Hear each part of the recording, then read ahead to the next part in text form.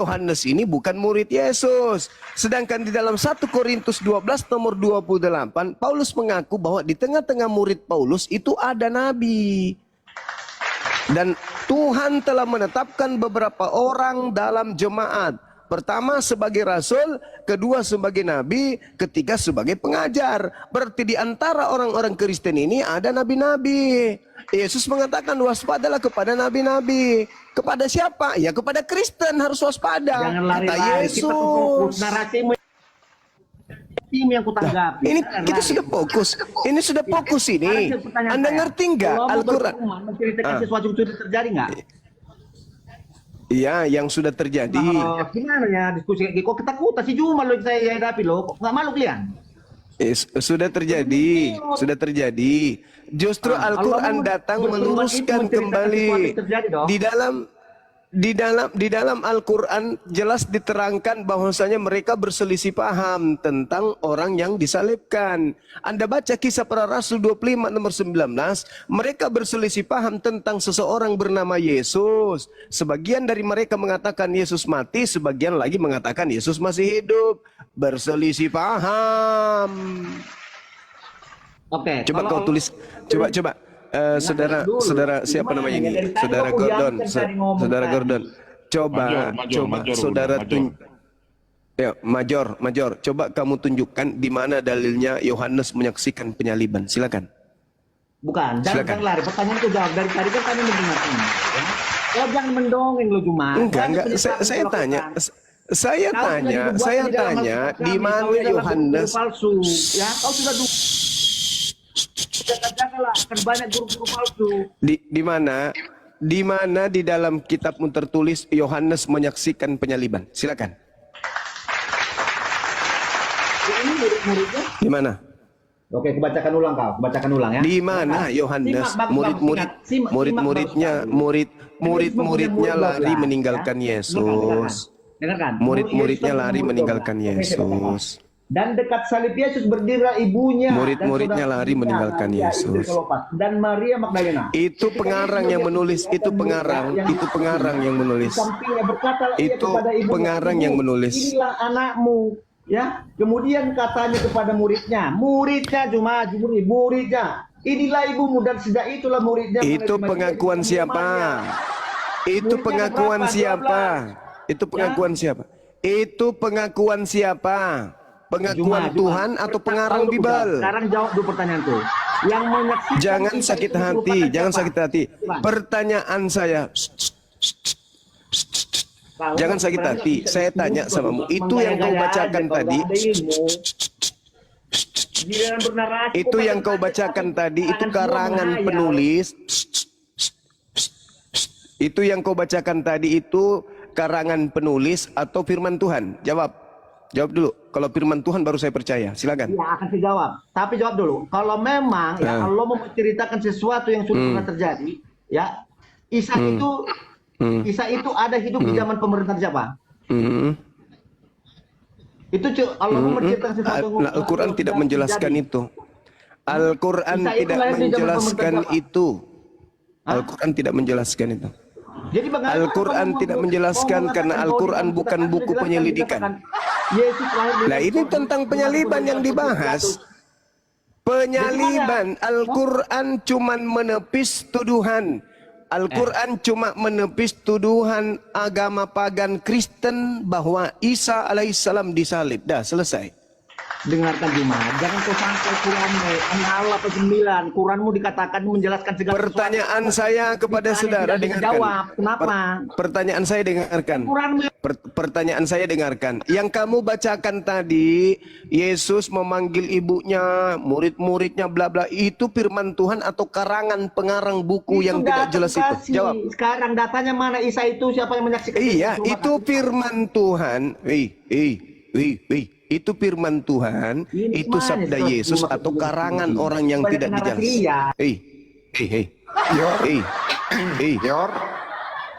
Itu firman Tuhan, sabda Yesus atau karangan orang yang tidak jelas. Ingat Yohanes itu tidak diketahui siapa penulisnya. Menjelaskan segala sesuatu. Ingat. Tidak ada. Dengar.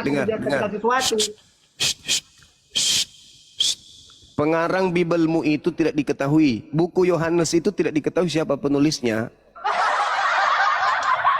Itu cuma dikasih merek Yohanes biar dikira keren. Yohanes 21 nomor 24 jelas penulis buku Yohanes itu bukan murid Yesus. Sedangkan Al-Quran itu bukan ditulis pengarang, bukan ditulis Nabi Muhammad, bukan ditulis kemudian oleh orang-orang yang menceritakan hal tersebut karena dia melakukan penyelidikan. Siapa yang menjadi saksi? Kubacakan. Bismillahirrahmanirrahim. Wa iz qala Allahu ya Isa bin Maryam wa anta qulta lin-nasi ittakhizuni wa ummi ilahaini min dunillah qala subhanaka ma yakunu li an aqula ma laysa li bihaqqa in kuntu qultu faqad alimta ta'lamu ma fi nafsi wa la a'lamu ma fi nafsi innaka anta 'allamul ghuyub. Engkau menyaksikan ya Allah, Engkau maha suci ya Allah. Jika aku pernah mengatakan, tentulah Engkau mengetahui apa yang aku katakan. Engkau mengetahui apa yang ada pada diriku, dan aku tidak mengetahui apa yang ada padamu. Sungguh Engkaulah yang maha mengetahui segala yang gaib. Ma qultu lahum illa ma amartani bi ani abudullah rabbi wa rabbakum wa kuntum alaihim syahida ma dumtu fihim falamma tawaffaitani kuntu antar raqiba alaihim wa anta ala kulli syai'in syahida. Itu kata Allah, syahid, kata Allah. Aku, kata Nabi Isa, aku tidak pernah mengatakan kepada mereka kecuali apa yang engkau perintahkan kepadaku, yaitu sembahlah Allah Tuhanku dan Tuhanmu, dan aku menjadi saksi terhadap mereka selama aku berada di tengah-tengah mereka, dan tatkala engkau mengangkat aku ke atasmu,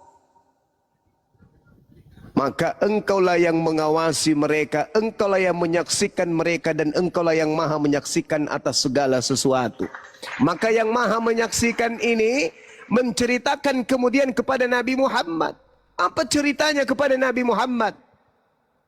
Wa ma qatalu wa ma salabu. Wahai Nabiku Muhammad, aku yang maha melihat, aku yang maha menyaksikan,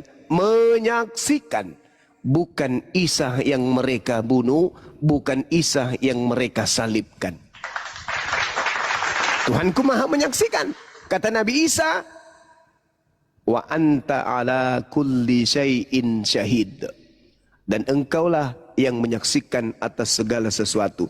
Ketika engkau mewafatkan aku, mengangkat aku naik ke atas, engkaulah yang menyaksikan apa yang terjadi setelahnya. Aku tidak menyaksikan. Nah, pengarang buku Yohanes ini bukan saksi pada saat kejadian. Anda mengatakan itu adalah Yohanes. Kalaupun pengarang buku Yohanes itu adalah Yohanes anak Zebedeus, maka Markus 14 nomor 50 menceritakan Yohanes lari meninggalkan Yesus.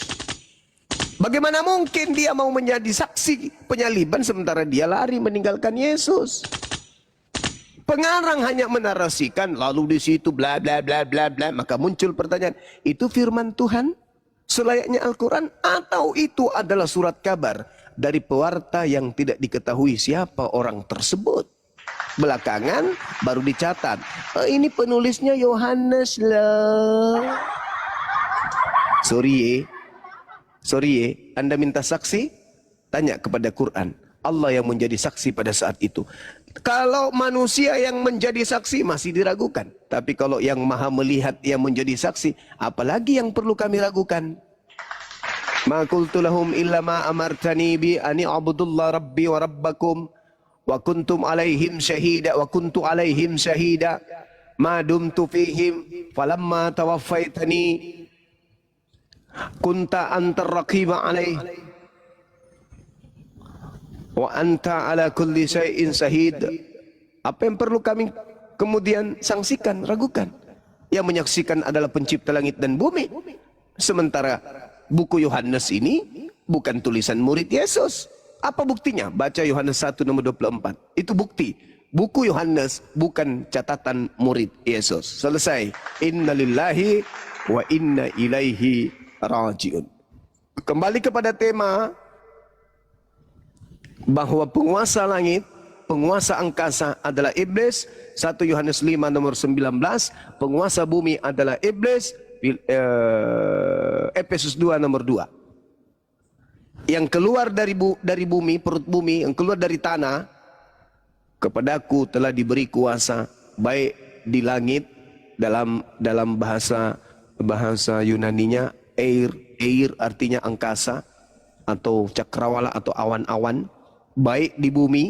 Di situ dikatakan bukan bumi tetapi G itu artinya tanah. Nah, dia keluar dari tanah, dia penguasa tanah, dia penguasa bumi.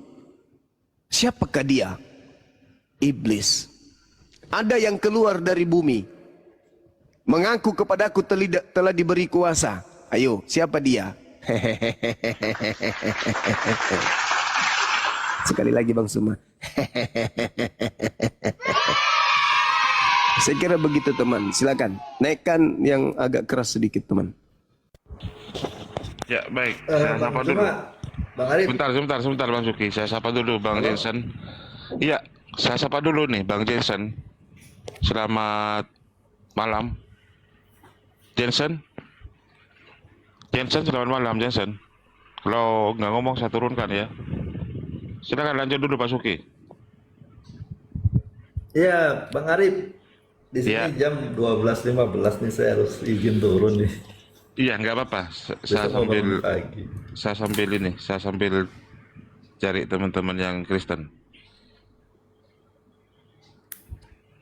Sambil cari yang Kristen, boleh. Saya Iya. boleh narasikan ini. Silakan Pak Suki. 1 Yohanes 3 ayat 10. Di sini ayat menjelaskan kepada kita arti kata anak di dalam Bible. 1 Yohanes 3 ayat 10, inilah tandanya anak-anak Allah dan anak-anak iblis. Jadi Bible sudah menjelaskan melalui Yohanes bahwa ada dua anak saja, yaitu anak Allah atau anak iblis. Setiap orang yang tidak berbuat kebenaran tidak berasal dari Allah, dan demikian juga barang siapa yang tidak mengasihi saudaranya. Nah, Yesus menjelaskan di dalam Yohanes 8 ayat 44. Waktu Yesus berbicara kepada imam kepala dan ahli Taurat, Yesus mengatakan, kamu, bapamu adalah iblis. Apa yang membuat kita menjadi anak iblis atau anak Allah? Yesus menjelaskan, karena kamu mau melakukan keinginan daripada iblis, maka bapamu iblis. Yesus melakukan kehendak dari Allah, maka Yesus layak memanggil dia Bapa dan dia adalah anak Allah. Memang kita keturunan dari Adam dan Hawa yang dikatakan dalam Lukas 3 ayat 38, Adam adalah anak Allah. Benar kita anak Allah, tetapi kita keturunan dari bapak nenek moyang kita yang saat itu melakukan kehendak daripada iblis. Karena demikian maka gambarnya rusak. Tidak lagi memiliki keserupaan dengan Bapa di sorga. Apa itu gambar? Gambar adalah unsur yang ada pada Tuhan diberikan kepada manusia. Unsurnya adalah pikiran dan perasaan.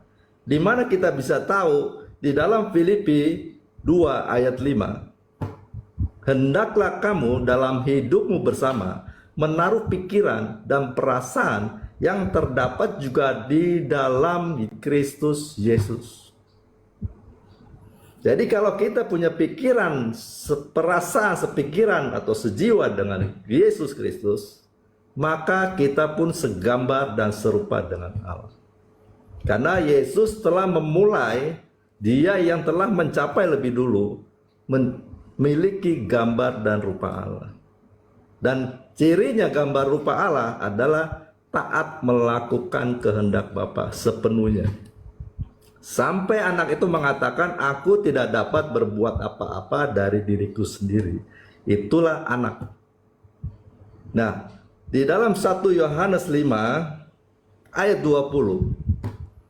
Akan tetapi kita tahu bahwa anak Allah telah datang dan telah mengaruniakan pengertian kepada kita, supaya kita mengenal yang benar, dan kita ada di dalam yang benar, di dalam anaknya, Yesus Kristus. Jadi tidak bisa kita datang kepada Bapa, kita tidak bisa punya hubungan dengan Bapa, kita bisa ada di dalam Bapa kalau tidak kita ada di dalam anak. Karena hanya anak satu-satunya inilah yang diutus. Dan dia berkata, kepadanya aku berkenan, dengarkanlah dia. Matius 21 ayat 33 dan selanjutnya, anak ini ahli waris. Di dalam Roma 8 ayat 14, semua orang yang dipimpin Roh Allah adalah anak-anak Allah. Ayat 17-nya, dan jika kita adalah anak, maka kita juga adalah ahli waris. Maksudnya, orang-orang yang berhak menerima janji-janji Allah, yang akan menerimanya bersama-sama dengan Kristus, yaitu jika kita menderita bersama-sama dengan Dia, supaya kita juga dipermuliakan bersama-sama dengan Dia. Menderita bersama dengan Dia, Wahyu 3 ayat 21. Yesus mengatakan, barang siapa menang, ia akan kududukan bersama-sama dengan aku di atas tahtaku, sebagaimana aku pun telah menang dan duduk bersama-sama dengan Bapakku di atas tahtanya. Yesus menang untuk dirinya sendiri dan dia diangkat menjadi pemimpin. Dia diberi kuasa untuk menjadi hakim, penentu. Orang selamat mencapai tujuan sesuai rencana Allah adalah seperti Yesus. Maka dikatakan dia sebagai hakim, dia sebagai kitabnya untuk menghakimi manusia. Cerminnya adalah anak Allah ini, Yesus. Jadi kalau orang seperti Yesus itulah selamat di dalam Bible. Keselamatan di dalam Bible adalah usaha Tuhan mengembalikan manusia ke rancangan semula. Rancangan semulanya itu segambar serupa dengan Bapa di sorga. Contohnya, prototipenya, ini anak Yesus Kristus. Gitu Bang Arif. Bang Suma, terima kasih Bang ya. Iya, sama-sama Bang. Saya izin turun nih. Baik. Nah, malam. Ya. Terima kasih Bang Pak Toto, Suki. Bang Dito, Bang HTT, Bunda Rama ya, Bang Arif, Bang Iya, Andi makasih. Selebes, saya izin turun ya. Terima kasih. Iya. Mungkin ditanggapi dulu, Brunda. Baik. Jadi ketika saya mendengarkan ulasan dari saudara kita Kristen Pak Suki, saya jadi merinding, ya. Ngeri. Kenapa? Karena di Kristen ternyata mereka ingin serupa dan segambar dengan Tuhan. Ini mengerikan ini. Sama seperti yang tertulis di dalam Yesaya 14, bagaimana iblis ingin menyamai Tuhan. Mereka ingin serupa dengan Tuhan, itu adalah sesuatu yang sudah merupakan batil di atas kebatilan. Pantaslah kemudian mereka dicap sebagai penyesat. Karena Yesus sendiri tidak pernah mengatakan dirinya serupa dengan Tuhan. Yesus tidak pernah mengatakan bahwa manusia serupa dengan Tuhan. Yesus tidak pernah mengajarkan manusia itu segambar dan serupa dengan Tuhan. Tapi upaya-upaya Kristen itu pingin kali setara dan segambar dengan Tuhannya. Halilintar. Tadi saudara Suki mengambil data di dalam 1 Yohanes 3 kalau nggak salah, data nomor 10. Harusnya dia mundur karena ini membicarakan tentang penyaliban. Harusnya dia mundur data nomor 8. Barang siapa yang berbuat dosa berasal dari iblis. Apakah penyalib Yesus ini berbuat dosa atau berbuat pahala kebenaran? Penyalib Yesus adalah pembuat dosa. sorry. Barang siapa yang tetap berbuat dosa, kata tetap di situ sebenarnya penambahan ya. Tidak ada kata tetap di situ. Barang siapa yang berbuat dosa berasal dari iblis. Sebab iblis berbuat dosa dari mulanya. Berarti betul penyaliban ini berasal dari iblis. Itu dalil. Berdasarkan kitabnya saudara Kristen. Salib berasal dari iblis. Apakah salib itu perbuatan, ketika orang-orang menyalib Yesus itu perbuatan dosa? Ya, perbuatan dosa. Berarti salib itu berasal dari iblis. Berdasarkan 1 Yohanes 3 nomor 8. Barang siapa yang berbuat dosa berasal dari iblis. Sebab iblis berbuat dosa dari semula. Untuk inilah anak Tuhan menyatakan dirinya. Sebenarnya Tuhan Allah di situ salah juga, harusnya dewa. Untuk itulah anak dewa menyatakan dirinya, yaitu supaya anak dewa ini membinasakan perbuatan-perbuatan iblis itu. Nah, apa perbuatan-perbuatan iblis? Itu dibinasakan oleh Yesus katanya di atas salib. Betulkah itu terjadi? Benarkah perbuatan-perbuatan iblis itu dibinasakan Yesus di atas tiang salib? Bullshit. Persinahan, pembunuhan, pemerkosaan, korupsi, dan seterusnya masih mereka lakukan. Mana? Mana buktinya? Mana buktinya? Kristus mau membunuh dan membinasakan. Dia sengi, ikut satu. Mana buktinya? Coba. Buktikan, apakah Kristen ini sudah tidak melakukan dosa? Kata siapa? Ayo, kata siapa Kristen sudah tidak melakukan dosa? Untuk itulah Yesus menyatakan dirinya, agar supaya Yesus membinasakan perbuatan-perbuatan iblis itu. Apa pula? Mana buktinya? Tak ada. Makanya di dalam Roma 8:10 itu tadi, jikalau Kristus ada di dalam kamu, maka tubuh memang mati karena dosa. Gak ada yang kena. Sasarannya mantul semua, gak ada yang benar.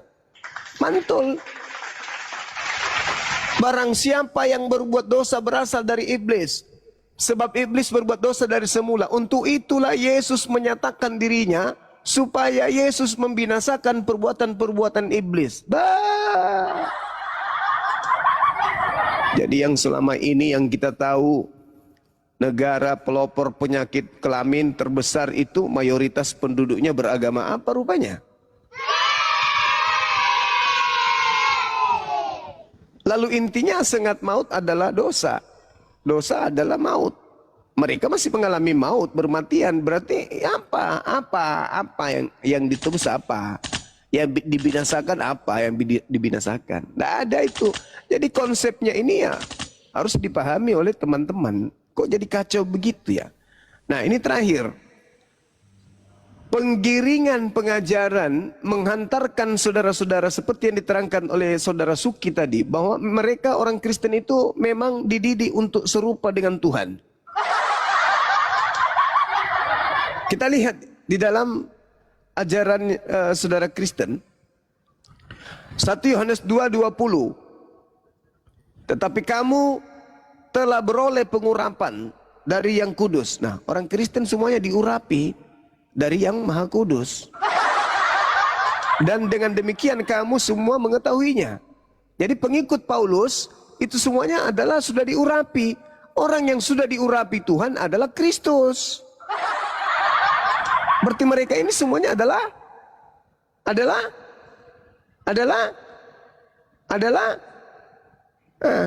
itu 1 Yohanes 2 nomor 20.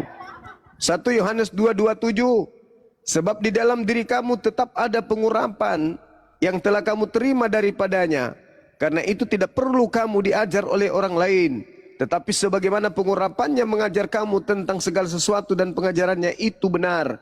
Tidak dusta, dan sebagaimana ia dahulu telah mengajar kamu, demikian hendaklah kamu tetap tinggal di dalam dia. Jelaskan ya, jelas bagi kita.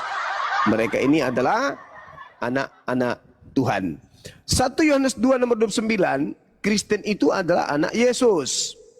Galatia 3 nomor 26, Kristen adalah anak-anak Tuhan. Galatia 3 nomor 27, karena kamu semua yang dibaptis dalam Kristus telah mengenakan, telah memakai Kristus. Jadi mereka ini semuanya adalah Kristus.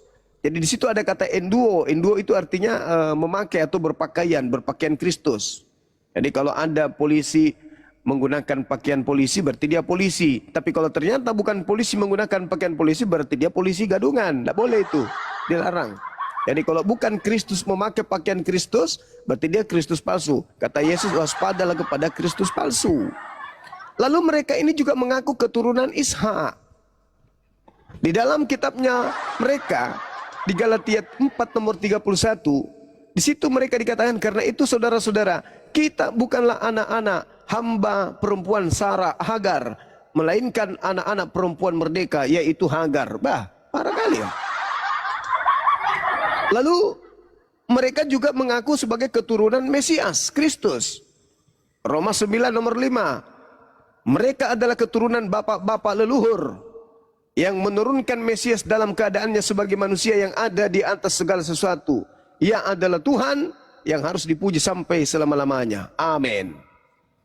Kemudian mereka juga sama seperti Ishak anaknya Abraham.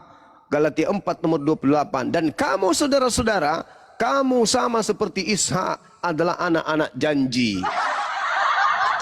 Bahkan pendiri agama mereka yang mereka sebut dengan sebutan Paulus di dalam Galatia 4 nomor 14 disambut selayaknya seperti Kristus. Sesungguh pun demikian keadaan tubuhku itu yang merupakan pencobaan bagi kamu, namun kamu tidak menganggap sebagai sesuatu yang hina dan yang menjijikkan, tetapi kamu telah menyambut aku sama seperti kalian menyambut seorang malaikat Tuhan, malahan sama seperti menyambut Kristus Yesus itu sendiri. Alamak.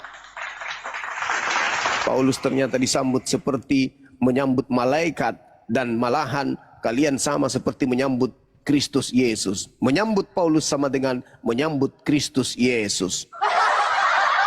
Kristen itu juga diterangkan sama seperti Kristus.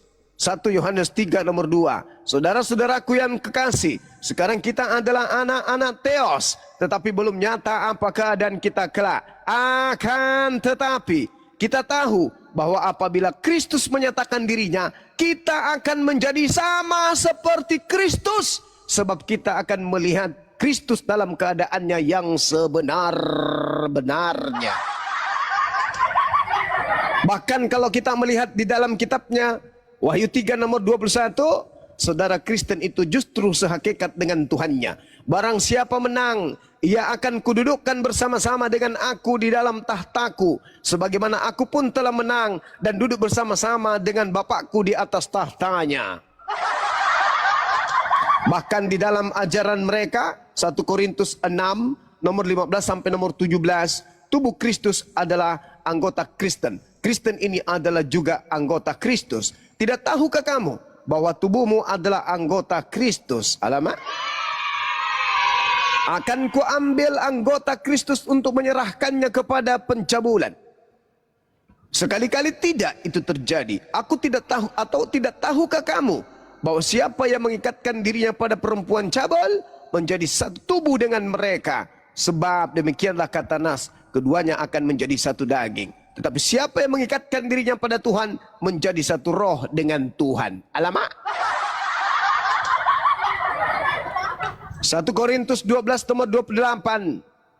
Di situ jelas seperti yang saya terangkan, di tengah-tengah Kristen itu ada nabi, di tengah-tengah Kristen itu ada rasul, di tengah-tengah Kristen itu ada pengajar. Dan Theos telah menetapkan beberapa orang dalam jemaat.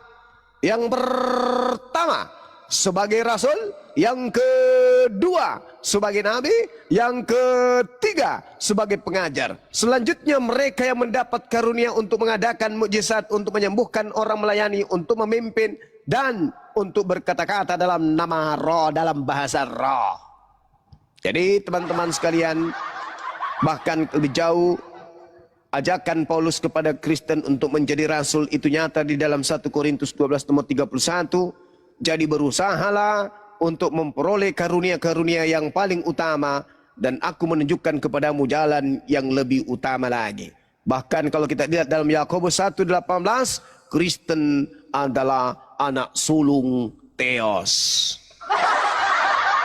Siapakah mereka ini yang ingin menyamai Theos? Pertama kita melihat di dalam Yesaya 14, dia adalah Halal bin Zakar. Dalam tradisi Yudaism menyebutnya Lucifer. Siapakah yang kemudian menggantikan kemuliaan pencipta langit dan bumi yang maha kudus dengan menyetarakan, menghakikatkan, mensejajarkan makhluk yang keluar dari kubur? Mereka adalah anggota-anggota Kristus. Apakah mereka ini Kristus palsu atau Kristus asli? Tanya, apakah mereka ini bersunat atau tidak? Apakah mereka berpuasa atau tidak? Apakah mereka makan babi atau tidak? Apakah mereka menjaga kekudusan Sabat atau Sabtu atau tidak? Tanyakan kepada mereka, kalian ini anak Tuhan atau anak sibilisisis? Saya kira demikian dari saya sebagai penutup teman-teman sekalian. Waktu dan tempat saya persilakan. Wabillahi taufiq wal hidayah. Assalamualaikum warahmatullahi wabarakatuh. Silakan. Tapi kalau masih ada Kristen, ya, saya belum tutup loh. Lanjut. Oh bang Sina laki-laki ya. Dek mu cadok mi, siapa tahu dek gak tahu oteng. Tapi kok kamu pak, ya di mu pak tuh pelik dilanjut cek. Makanya sebulan kalinya, bicara nih. Ya, kita tunggu teman-teman kita dari sebelah. Ya, saya sapa HTT, selamat pagi ya sekarang ya, sudah jam 12:30. HTT, dibuka mute-nya HTT. Bang Darwis Islam ya, Bang Darwis? Insyaallah bisa ya bang. Oh iya, saya kurang paham bahasanya Bang. Ya, Itu bahasa Golgota itu Bang Arif. Saya turunkan Bang HTT karena gak ada suara.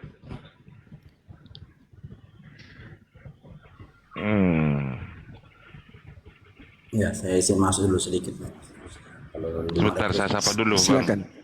Bang Lobang, selamat pagi Bang Lobang. Lobang pintu. Nama akunnya deh. Assalamualaikum warahmatullahi wabarakatuh bang. Salah pencet bang.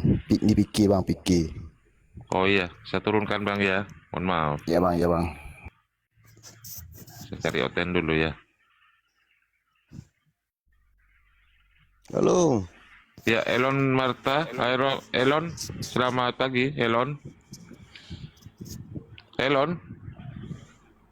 Ini minta naik tapi nggak ngomong. Dan selamat pagi Dan. Ya pagi bang. Ya, agamanya apa Dan? Kristen dong. Oke. Oh, Dan yang dulu ini. Terserah bang lah. Dan yang dulu, yang sekarang, yang baru yang. Iya, oke, Dan. Zuma bagaimana? Zuma ada? Ada, Bang Suma masih ada. Tadi ada yang mau Belum ditambahkan Bang Goto. Silakan Bang Goto duluan. Halo Zuma.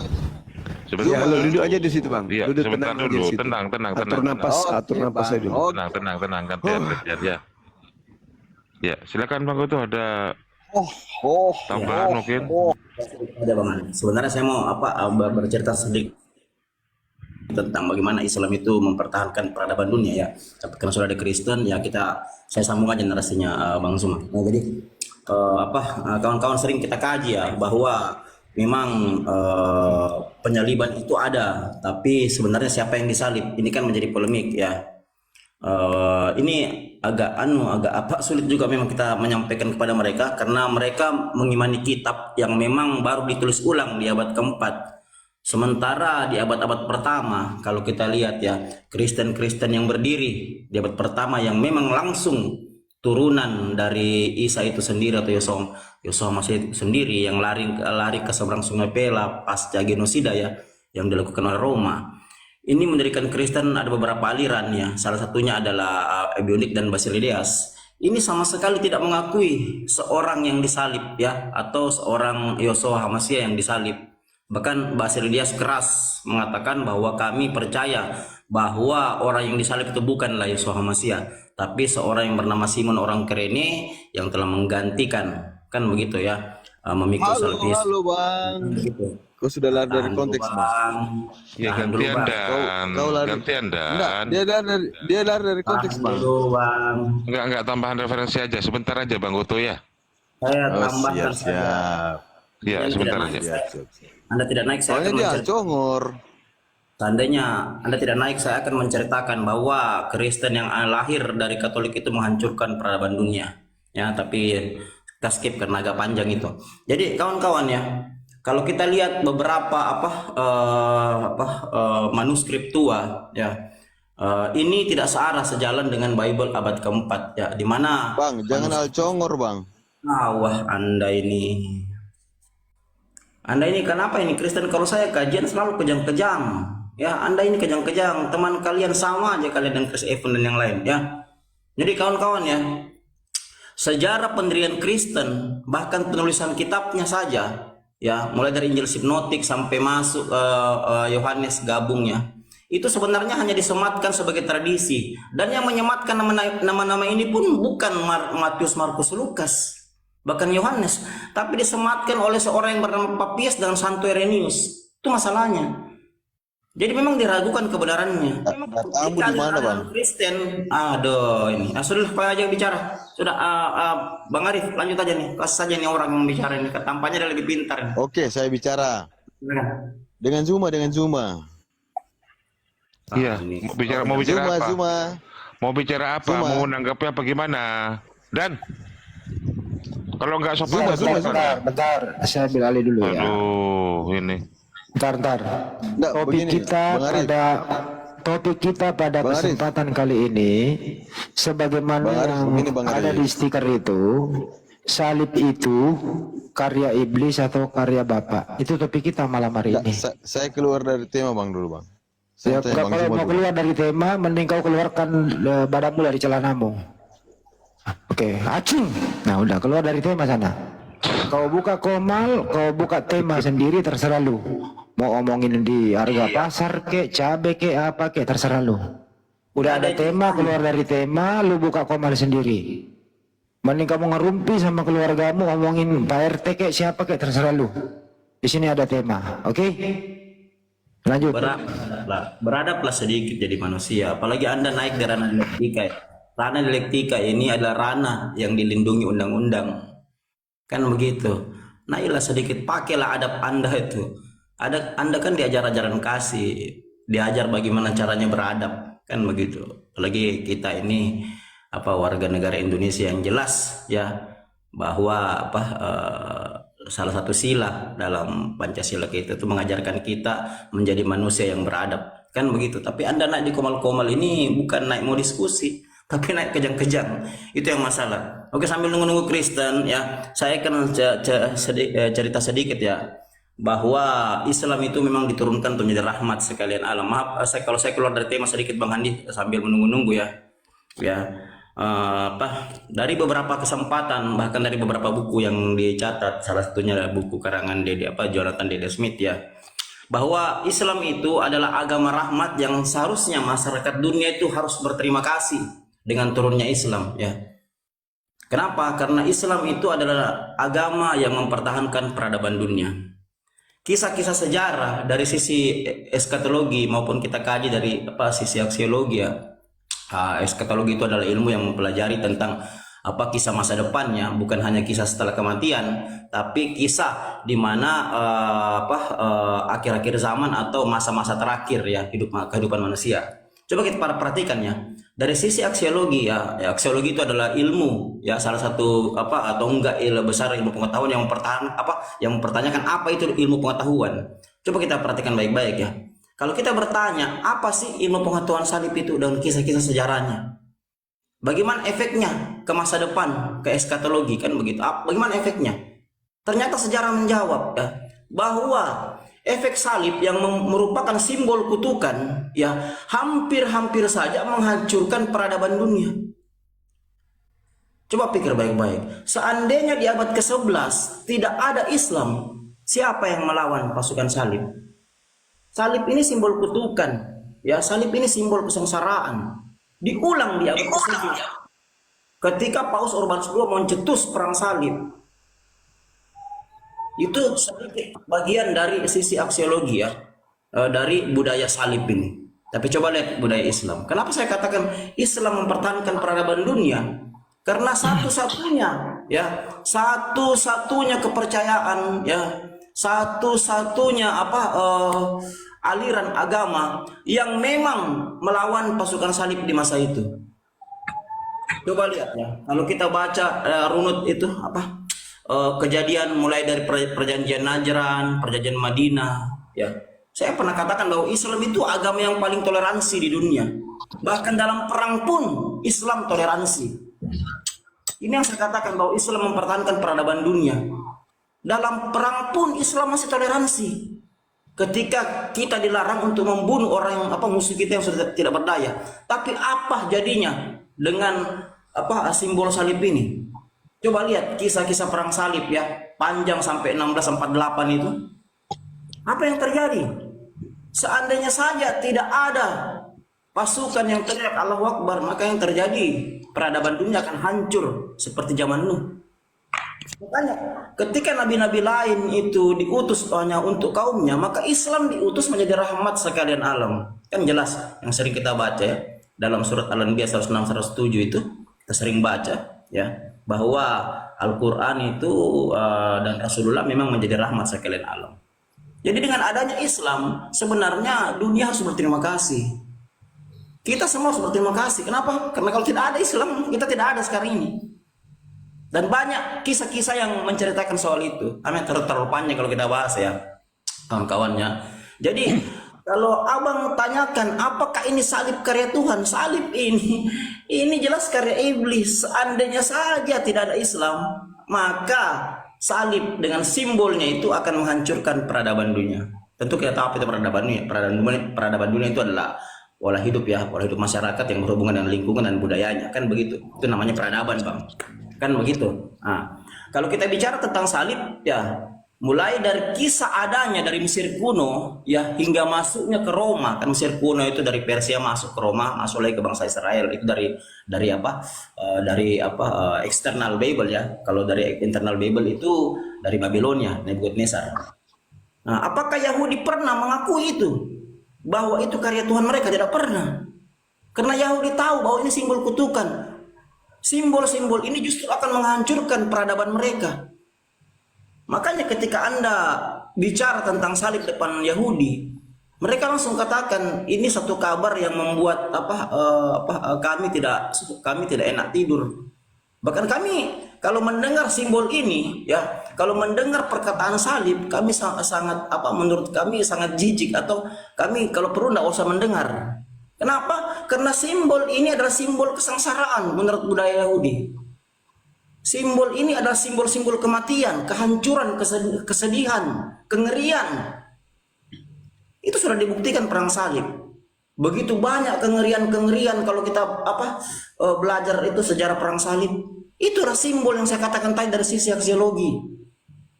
Untuk apa sih sebenarnya kata salib itu, simbol salib itu? Memang untuk menghancurkan peradaban dunia. Iblis mau dunia ini hancur. Tapi karena kasih sayang Allah, diturunkannya Rasulullah di abad ke-7. Pas waktu masa transisi, ya, antara otoritas kekuatan Roma, otoritas Roma masuk ke abad selanjutnya, abad ke-10, 11, di mana kekuatan Spanyol dan Roma itu bersatu. Kan begitu. Coba pernahkah kita berpikir seandainya tidak ada Islam, siapa yang mau counter perang salib? Siapa yang mau lawan mereka? Hancur dunia ini, Bang. Kita tentu belajar sejarah Nuh, ya, begitu banyak maksiat, ya, begitu banyak kejahatan yang terjadi sehingga Allah harus menghancurkan bumi ini dengan air bah. Seandainya tidak ada Islam yang menjadi rahmat, kira-kira hancur tidak dunia ini? Hancur. Baca sejarah perang salib tuh. Kalau tidak ada Islam, siapa yang melawan mereka? Apakah Hindu, Buddha? Tidak mungkin, Bang. Peradaban Hindu, peradaban Buddha tidak bisa melakukan ini. Yang bisa melakukan ini hanya Islam. Itu poinnya. Makanya kita harus berterima kasih sama Islam karena Islam mempertahankan peradaban dunia. Itu sedikit dari saya, Bang. Silakan dilanjut.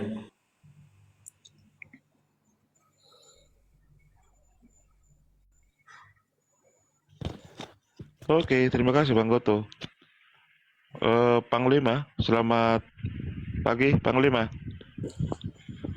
Panglima, dibuka mute-nya Panglima.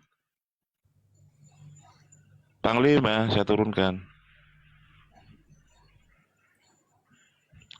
Ambril Kampai, selamat pagi Ambril. Selamat pagi Bang, Assalamualaikum Bang. Kita Islam Bang. Oh iya Islam, ada yang mau disampaikan Bang? Saya cari yang konten Bang. Iya, cari konten aja Bang, kita turun aja Bang ya. Oh ya oke, makasih Bang ya. Mohon maaf saya turunkan. Ya Bang, Assalamualaikum Bang.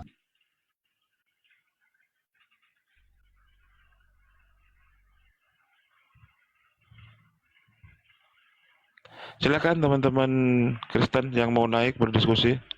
Mumpung Gurunda masih on fire, belum kantuk.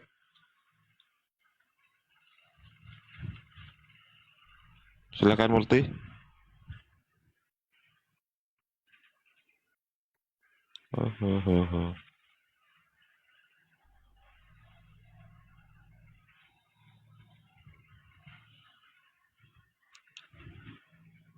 Dodos naik Dodos, jangan modal tipping Dodos. Dodos naik ayo. Siapa ini? Daudos 73. Ya, saya bisukan ya. Biar kepanasan kan minta naik. Anda saya bisukan kalau kepanasan naik.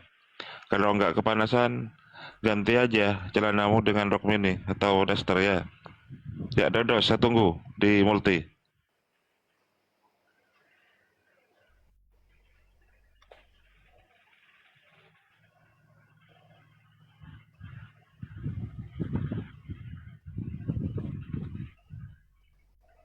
Kus, selamat pagi, Kus.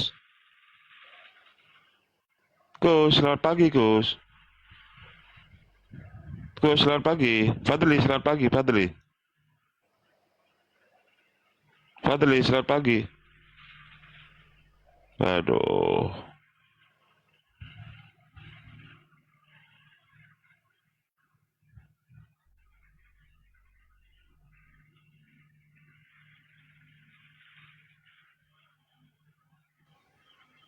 Neng Nong, selamat pagi Neng Nong. Pagi, Ya, agamanya apa Bang? aku Islam.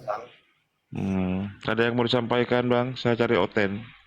Cari Enggak, yang saya Kristen. cuma pengen itu aja sama Bang Juma, saya ngefans. Assalamualaikum Bang Juma. Waalaikumsalam warahmatullahi wabarakatuh Bang. Saya fans Sehat Abang selalu. Cianjur. Makasih. Kenal ya. Sehat selalu Bang. Amin. Abang Makasih juga ya. ya. Siap. Terus Dari perjuangan mana? yang benar Dari ya. mana? Bang Neng Nong dari mana? Kalau boleh tahu Bang Neng Nong. Dari Cianjur. Oh, Jawa Barat ya. Ya. Makasih Bang ayam- Bos. Ayah naon eta di Cianjur? Aya awewe. Awewe loh, Kak. Hujan. Aya. Hujan tuh kadinya. Abi teh selami mah di Cianjur atau Akang? Ma, Di mana Cianjur nak?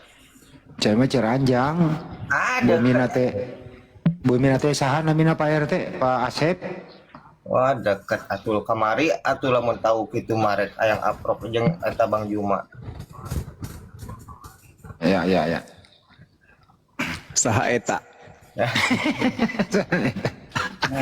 Gurunda Juma, makasih. Ya, sama-sama. Aduh, ini si Dan mau naik lagi Bang Andi. Gimana ini? Bang Juma harus kursus bahasa Sunda dulu mau ke Bandung. Itu, silakan. Saya persilakan ke Bang Andi. Malam. Jangan diturunkan saya kan hanya bertanya. Ya tapi sesuai topik dong. Apa topiknya? Salib itu karya iblis atau karya Bapa di surga? Salib maksudnya? Penyalipan Yesus. Penyaliban Yesus. Hmm. Kalau orang berbuat jahat itu Lu yang bertanya, karya jawab. saya. Penyaliban Kalau orang itu, berbuat jahat kepada manusia itu karya saya. penyaliban itu karya iblis atau karya Tuhan? Karya iblis. Ya udah cukup, selesai. Udah Yesus dijawab, cukup. bangkit. Udah, selesai. Selesai. Tapi Yesus bangkit. Yesus bangkit mengalahkan iblis. Tunggu dulu. Ketika salib itu karya Muhammad iblis. di mana? Muhammad bangkit. Ini penyaliban. Ketika salib itu Anda akui sebagai karya iblis, Oh, ini cuma bicara. Yesus berkata, iblis sedikit Zuma. pun tidak berkuasa atas diriku. Oke. Apakah Yesus yang disalib iblis atau bukan? Kan Yesus pernah dibawa iblis ke gunung. Iya, sekarang saya ulang lagi pertanyaan. Apakah ketika iblis membunuh seseorang? Apa salahnya? Apakah ketika iblis membunuh seseorang, maka yang dibunuhnya adalah Yesus? Iya, bisa. Yesus Berarti manusia. Yesus dibunuh sama iblis. Ya, Yesus manusia. Dibunuh sama iblis. Iya, betul. Nah, Yesus mengatakan dalam Yohanes 10, tidak ada seorang pun yang bisa membunuhku. Mana coba? Wah, Yohanes 10. Soalnya banyak podcastmu yang ngarang-ngarang soalnya Zuma. Sesuai dengan dalil. Ayo. Ketika Anda mengakui bahwa salib adalah karya iblis, pertanyaannya apakah iblis berhasil membunuh Yesus? Ayo. Apakah iblis berhasil membunuh Yesus? Ya, berhasil. Nah, Yesus mengatakan iblis sedikit pun tidak berkuasa atas diriku. Ayo, mana yang betul? Ayo. Ayat berapa Ayo. Zuma? Zuma ayat berapa? Yohanes 14. Yesus sendiri yang mengatakan. Yohanes 12. Iblis sedikit pun tidak berkuasa atas diriku. Mana yang betul ini? Iblis tidak berkuasa atas diriku. Iya. Ketika iblis berusaha untuk membunuh Yesus, apakah iblis berkuasa menyalibkan? Soalnya saya cuma satu HP cuma, jadi saya tidak bisa baca. Macet. Nah, ini gimana? Ya macet, oke macet, saya macet. Saya tidak bisa macet. buka. Ya, enggak masalah. Bukan. Jadi Iya, jadi Anda sudah akui. apa? Yesus mengatakan iblis tidak berkuasa sedikit pun atas dirinya. Yesus Yohanes tidak 14. berkuasa sedikit pun atas dirinya. Atas dirinya. Oke, kalau memang itu sesuai dengan dalil, sesuai dengan ayat. Iya. Oke, Lalu yang dibunuh iblis di salib itu siapa? yang dibunuh iblis, Yang dibunuh iblis di atas salib itu siapa? Macet. yang dibunuh, Macet lagi. ada dalilnya dibunuh. Lah, Yesus itu dibunuh. Markus 9, Markus 9, Iya, Markus bacakan 9, 30, 31. Bacakan saya. Jangan ada-ada. Dia diserahkan kepada manusia Tadi kau untuk bilang dibunuh. Itu Dia saya sudah diserahkan bacakan. Kepada manusia untuk dibunuh. Manusia, bukan Nah, iblis. manusia ini adalah manusia yang kerasukan iblis. Yohanes 13 nomor 2. Matius 26 nomor 4 nomor 59. Kau karang sendiri. Tadi manusia, sekarang iblis. Tadi Lah kan iblis, sekarang manusianya manusia. kerasukan iblis. Manusia sekarang iblis. Manusia yang Zuma, kerasukan Zuma. iblis. Kan Anda sudah mengakui tadi bahwasanya penyaliban itu adalah rencana iblis. Zuma, Karya berapa tahun kau iblis. Islam? Berapa tahun kau Islam? Berarti Anda sudah mengakui bahwasanya iblis yang berusaha membunuh Yesus melalui orang lain. Melalui tentara Romawi, melalui orang Yahudi, imam kepala Berapa tahun mahkamah kau Islam, agama, dan Zuma? melalui Yudas. Nah sekarang Berapa tahun kau pertanyaannya adalah, berhasilkah iblis membunuh Yesus? Tadi manusia, sekarang iblis. Tadi iblis, sekarang manusia. Berhasilkah Yang iblis mana? membunuh Yesus? Tadi pertama kau bilang iblis, sekarang manusia. Berhasilkah iblis Cuma, membunuh Yesus? Coba itu dalilmu itu baca baik-baik. Berhasilkah iblis membunuh Yesus? Zuma, berapa tahun kau Zuma? Berapa Udah macet aja. berapa tahun dia? Takut. Berhasilkah iblis membunuh Takut. Yesus? Takut, turunkan. Dibunuh itu Turunkan, Yudas. pasti diturunkan. Pasti kau Dibunuh turunkan Yudas. Zuma, pasti kau turunkan. Pintar. Berapa tahun? Yang dibunuh itu Yudas. Betul sekali. Berhasilkah Berapa tahun Yesus membunuh Yesus? Takut Berhasilkah iblis jawabnya. membunuh Takut Yesus? kau jawab. Ah, Takut kau jawab. berhasil tidak iblis membunuh Yesus? Mana dalilnya? Iblis membunuh Yesus. Lah, tadi Anda mengakui salib itu karya siapa? Salib karya siapa? Karya iblis. Apakah Ya, ada pernyataan membunuh? Berhasilkah karya iblis ini? Botol memang kau semua botol. Asli botol. Asli. Minum cap tikus dulu kau. Minum cap tikus dulu kau. Berhasilkah karya iblis terhadap Yesus? Berhasil. Berhasil. Ya. Berarti Yesus bohong. Yesus Kenapa? mengatakan iblis sedikit pun tidak berkuasa atas diriku. Mana yang betul? Oke. Apa lagi pertanyaanmu? Berarti Yesus bohong. Mana dalilnya Yesus bohong? Yohanes 14:30. Apa dia bilang? Iblis tidak berkuasa sedikit pun atas diriku. Iblis tidak sedikit berkuasa sendiriku. Oke. Kalau memang Berarti betul yang, dalilmu ya. berarti yang disalib Soalnya di atas podcastmu banyak yang berarti yang aneh-aneh. disalib oleh iblis ini siapa? Berarti yang disalib oleh siapa? Yang disalib oleh orang-orang Yahudi atas perintah iblis itu siapa? Atas perintah iblis? Mana dalilnya atas perintah iblis? Lah, Yohanes 13 nomor 2. Apa Yohanes pasal 2? Apa? Iblis merasuki Yudas untuk menyusun rencana mengkhianati Yesus. Pertanyaanmu lain. Hah. Pertanyaanmu lain pertama Zuma. Iblislah yang menjadi bapakmu dan kau mau melakukan keinginan bapakmu yaitu membunuh aku. Yohanes 8:44. Ayo. Itu perkataannya ke siapa? Yesus berkata kepada orang-orang Yahudi yang ingin menyalibkan dirinya. Ayo. Yesus mengatakan, Hah. Nah betul sudah kau Zuma. Itu dalilmu ke mana?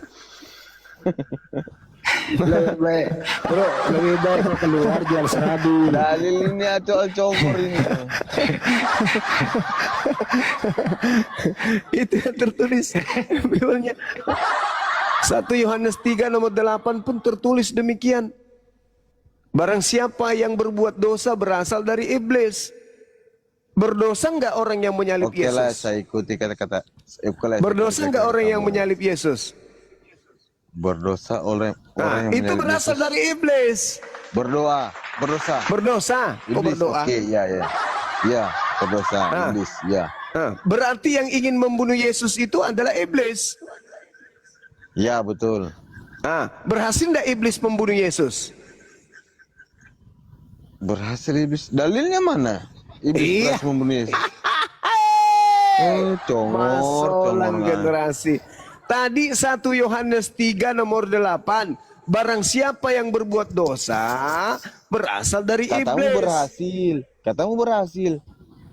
Barang siapa yang berbuat dosa berasal dari iblis. Berdosa tidak orang yang menyalib Yesus. Berhasilkah tidak orang yang berhasil? Nah, berarti berdosa enggak orang yang menyalib Yesus? Berdosa. Berasal dari iblis kah itu? Berasal. Ya. Nah, berarti iblis berhasil membunuh Yesus. Berarti iblis berhasil membunuh Yesus. Iya. Berarti kalau iblis berhasil membunuh Yesus, berarti Yesus itu pendosa, pembohong. Yesus harus membohong. Karena Yesus Tapi di berkata, kitabmu, karena tapi di iblis kitabmu berkata, Isa suci. iblis, Tapi di kitabmu Isa Yesus suci. Ya, di kitabmu Yesus pembohong ternyata. Tetapi Isa suci. Di kitabmu Isa suci. Yesus berkata, bahwasanya sedikit pun iblis tidak berkuasa atas dirinya. Mana yang betul? Yang dibunuh Yesus atau Yesus pembohong? Mana yang betul? Kalau Yesus yang dibunuh disalib, mana Yesus pembohong? kalau yang disalib itu adalah Yesus, berarti Yesus itu pembohong. Tapi kalau yang disalib ini bukan Yesus, berarti Yesus tetap suci, bukan pembohong. Ayo. Iblis berencana membunuh Yesus. Berhasil tidak iblisnya? Tidak berhasil. Menurut siapa? Menurut Yesus. Menurut Yesus tidak berhasil. Menurut kamu berhasil. Berarti kamu sudah disesatkan. Yesus mengatakan iblis tidak berhasil menyalibkan aku. Ayo, mana yang betul? Yesus tidak berhasil. Mana? Yesus Soalnya berkata Zuma, iblis setiap tidak podcast berhasil semua ada perkataan menyalibkan itu sesuatu aku. dengan dalil. Ada Saya ulang beberapa lagi. dalil Saya yang ulang sesuai lagi. dengan perkataanmu. Saya ulang lagi. Apakah iblis Soalnya saya tidak berencana menggunakan membunuh Bible. Yesus Kalau saya dengan Bible, cara saya akan salib? membacakan. Saya ulang lagi. Apakah iblis berencana membunuh Yesus?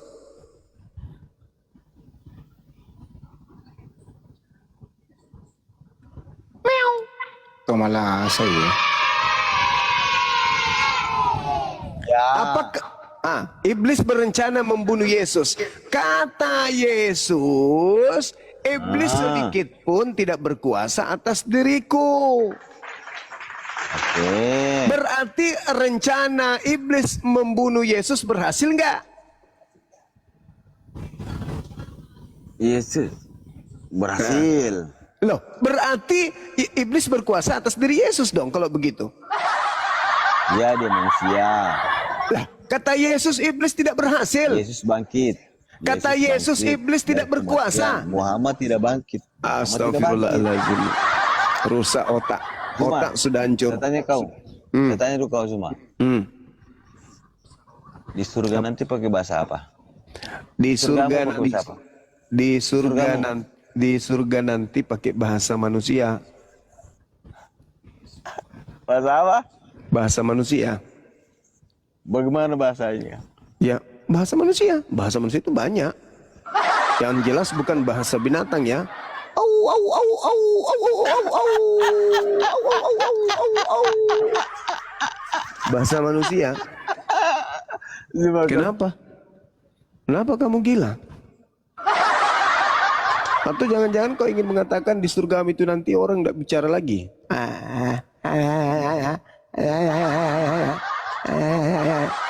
Pertanyaanmu pertanyaan aneh. Jadi teman-teman, ya, dia maunya bahasa Yunani. Oh, bahasa Yunani. Baguslah kalau gitu. Jadi teman-teman sekalian, dalil di dalam kitab mereka, iblis berencana membunuh Yesus. Yesus berkata, iblis sedikit pun tidak berkuasa atas diriku. Berhasil tidak rencana iblis terhadap Yesus? Di mana iblis tidak berkuasa atas dirinya? Kesimpulannya gimana tuh? Yesus dalam Yohanes 14 nomor 30, iblis sedikit pun tidak berkuasa atas diriku. Ketika iblis kemudian berencana membunuh Yesus, baik iblis langsung yang berusaha maupun melalui orang, apakah berhasil atau tidak? Berdasarkan pengakuan Yesus, iblis tidak berkuasa sedikit pun kepada diriku. Berarti iblis tidak berhasil menjalankan misinya, rencananya untuk membunuh Yesus. Kita lebih percaya kepada Yesus daripada kepada iblis. Betul? Kita lebih percaya kepada Yesus daripada kepada Paulus. Betul? Ya, Yesus sendiri mengatakan, iblis sedikit pun tidak berkuasa atas diriku. Ketika iblis ingin membunuh Yesus dengan cara mencobai Yesus, berhasil tidak iblis? Tidak. Ketika iblis kemudian merasuki Yudas, berhasil tidak iblis? Tidak. Kata siapa tidak? Yesus. Berarti yang disalib ini siapa? Yudas. Masolang generasi. Tapi yang disalib itu diberi nama Yesus. Nah, karena Yesus memang sudah mengatakan, waspadalah kepada penyesat yang datang kepadamu memakai nama ku. Oh, Al-Quran luar biasa. Wa ma katalu wa ma salabu walakin subbiha lahu. Allahu akbar, takbir. Allahu akbar. Subhanallah, subhanallah. Jadi yang disalib itu bukan Isa alaihissalam. Kata siapa? Kata Yesus. Kenapa? Yesusnya sendiri. Lanjut. Iya. Yesus juga berdoa, doanya diijabah. Iya. Sulit. Apalagi Esra Soru juga sudah mendukung pernyataan saya. Bahwa salib adalah rencana iblis. Sekarang kalau iblis berencana membunuh Yesus, iblis berencana menyalib Yesus, sekarang kita jagokan siapa? Iblis atau Yesus? Ayo. Ada dua kubu berhadapan nih.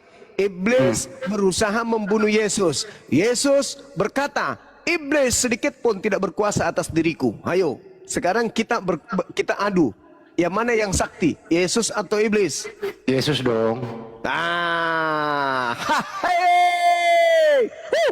Masolang generasi. Yesus versus iblis. Siapa yang kalah? Iblis kalah, tapi berhasil. Masolang generasi. Iblis kalah, tapi iblis berhasil membunuh Yesus lain.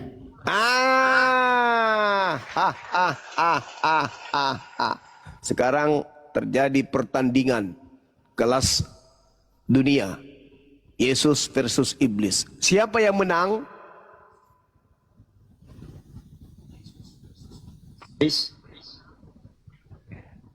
Siapa yang menang di antara keduanya ketika mereka saling ingin melumpuhkan? Siapa yang menang?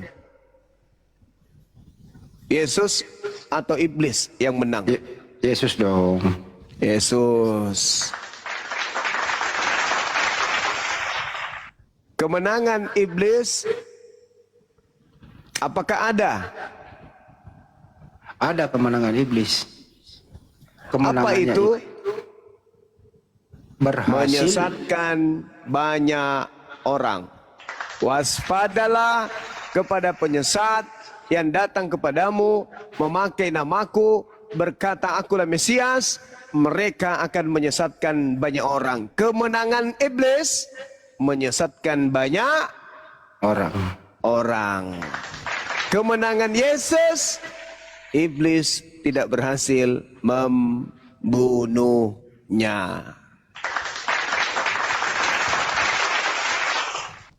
Kemenangan iblis mengibliskan si Kudus TV. Ayolah teman-teman, jangan sombong terhadap kebenaran. Al-Quran sudah datang kepada kalian. Islam sudah hadir di tengah-tengah kalian. Para apologet Islam jujur mengabarkan isi Bible kalian. Ayo lembutkan hati kalian. Apakah kalian ingin membela iblis ketika iblis kemudian berhadapan dengan Yesus?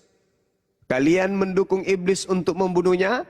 Atau kalian mendukung Yesus bahwa iblis tidak akan berhasil membunuhnya? Kalian berada di kubu mana?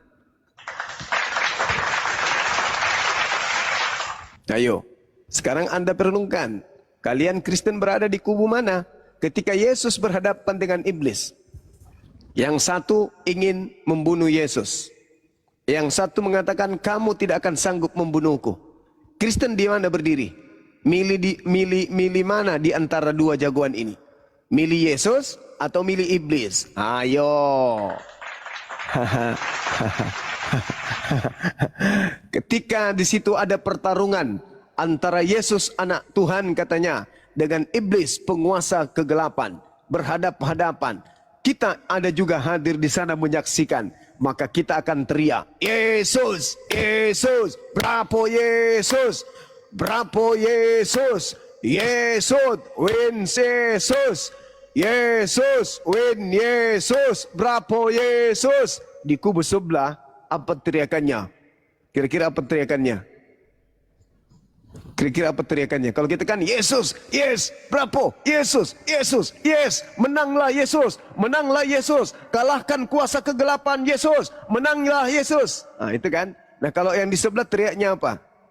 Tangkap, salib, salib iblis, tangkap iblis, tangkap dia iblis, salibkan dia iblis, demi dosa-dosa kami iblis, please, please iblis, please. Iblis, berapa iblis? Kamu bisa. Iblis, kamu bisa. Tangkap, tangkap, ketepak, tangkap iblis. Tangkap, kamu bisa. Bisa, bisa, bisa. Mati. Yes, yes, yes, yes. Menang iblis. Yes. Dosa kita ditebus. Thank you iblis. Thank you iblis. Thank you iblis. Terima kasih atas kerja baikmu iblis. Anda luar biasa iblis. Berkat pekerjaanmu kau mampu kemudian menyalibkan Yesus. Yes, dosa-dosa kami dihapus. Thank you, bravo iblis. Bravo, bravo. Kita umat Islam kecewa. Ya Rab, nabimu yang begitu mulia menjadi korban, disalibkan oleh orang-orang yang menginginkan kematian atasnya. Di mana kuasamu Tuhan? Kau begitu tega membiarkan hambamu. Katanya kau mengasihinya, kepadanya kau berkenan. Kau memuliakan sebelum dunia ada. Tapi kenapa kau biarkan dia mati? Kemudian suara terdengar dari langit. Wahai, jangan khawatir. Yang mereka bunuh bukanlah yang asli. Yang asli sudah ada duduk di sebelah kananku. Yes! Allahu Akbar! Takbir! Ternyata yang disalib yang palsu katanya. Allahu Akbar! Allahu Akbar! Allahu Akbar! Itulah gambarannya teman-teman. Sekiranya ketika Kejadian 3 nomor 12 dikatakan, 15 dikatakan, keturunanmu akan menjadi musuh dengan keturunannya. Keturunanmu akan meremukkan tumitnya dan keturunannya akan menghancurkan kepalamu. Kita menjadi penonton di sana. Islam dan Kristen sebagai penyorak terjadinya pertandingan antara iblis dan Yesus. Umat Islam menyeru, "Bravo Yesus, bravo Yesus, bravo Yesus." Kenapa? Karena tak ada yang kita inginkan di sana. Apakah itu dosa kita ditebus atau apapun itu. Kita ada tendensi apapun. Tapi di sebelah sana ada yang ingin dosanya dihapuskan. Ada yang ingin dosanya ditebus. Maka teriakannya apa? Siapa yang didukungnya? Ayo. Siapa yang didukungnya? Ada yang bilang, kami mendukung Yesus. Iya betul. Kau mendukung Yesus. Tapi apa teriakanmu? Yesus, ikhlaskan dirimu disalib dong. Yesus, jangan lari dong. Yesus, serahkan dirimu dong. Yesus, biarkan dirimu ditipu dong. Yesus, biarkan dirimu dong. Jangan kau lari. Masa kamu Tuhan lari? Biarkan dirimu di situ disalib. Nah, salib. Disalib dia. Halilintar. Dosa ditebus. Kalau mendukung Yesus, pasti teriakannya begitu. Berarti itu teriakan orang munafik. Siapa pahlawanmu? Yesus. Kenapa bisa? Ya, karena dia berhasil dibunuh. Siapa yang membunuhnya? Si Billy Sisis. Itulah pahlawan lo. Karena dia berhasil. Alamak. Lucu orang-orang ini. Saya kira begitu. Teman saya, Oten, mudah-mudahan Anda menyimak. Anda berada di kubu mana? Ini juga pertanyaan yang pernah membuat teman saya stres ketika saya tanya, apakah iblis ini pahlawan untukmu atau penjahat? Saya bilang, dia itu penjahat. Oke, sekarang kamu lagi menonton Yesus dan iblis lagi berhadapan. Yang satu berupaya membunuh, menyalib, yang satu berusaha menghindarkan diri dari salib sampai dia berdoa semalam-malaman kepada Tuhan untuk supaya dia diselamatkan dari kematian. Ibrani 5 nomor 7. Kamu mendukung yang mana di situ? Aku mendukung Yesus lah. Kalau kamu mendukung Yesus, dia tidak akan disalib. Ya juga ya. Bingung dia langsung. Satu-satunya yang kau dukung adalah iblis pasti. Pasti kau mendukung iblis supaya iblisnya berhasil menyalib. Karena salib itu adalah rencana iblis. Nah, maka di mana posisimu? Mendoakan supaya rencana iblis berhasil atau mendoakan supaya rencana iblis itu gagal? Ayo, jangan munafik.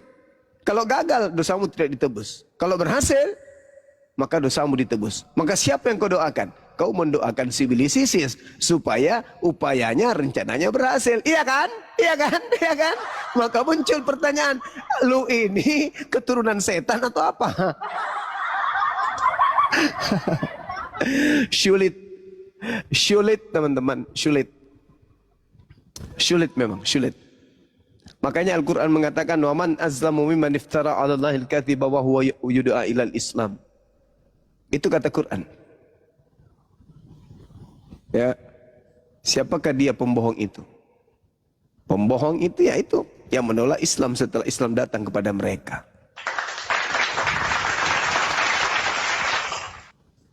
Allahu Akbar, Masya Allah. Tepuk tangan untuk... Tepuk tangan untuk siapa?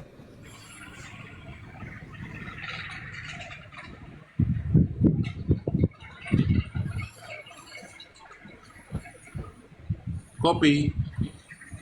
Ini kopi kok. Kopi putih. Selamat pagi, kopi putih. Pagi. Assalamualaikum. Oh, Islam ya Bang ya. Ya. Silakan apa yang mau sampaikan.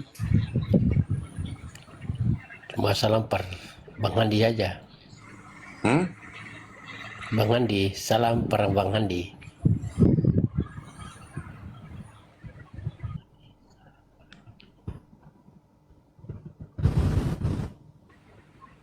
Firly, selamat malam, selamat pagi Firly.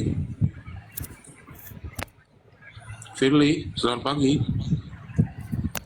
Firly. Firly.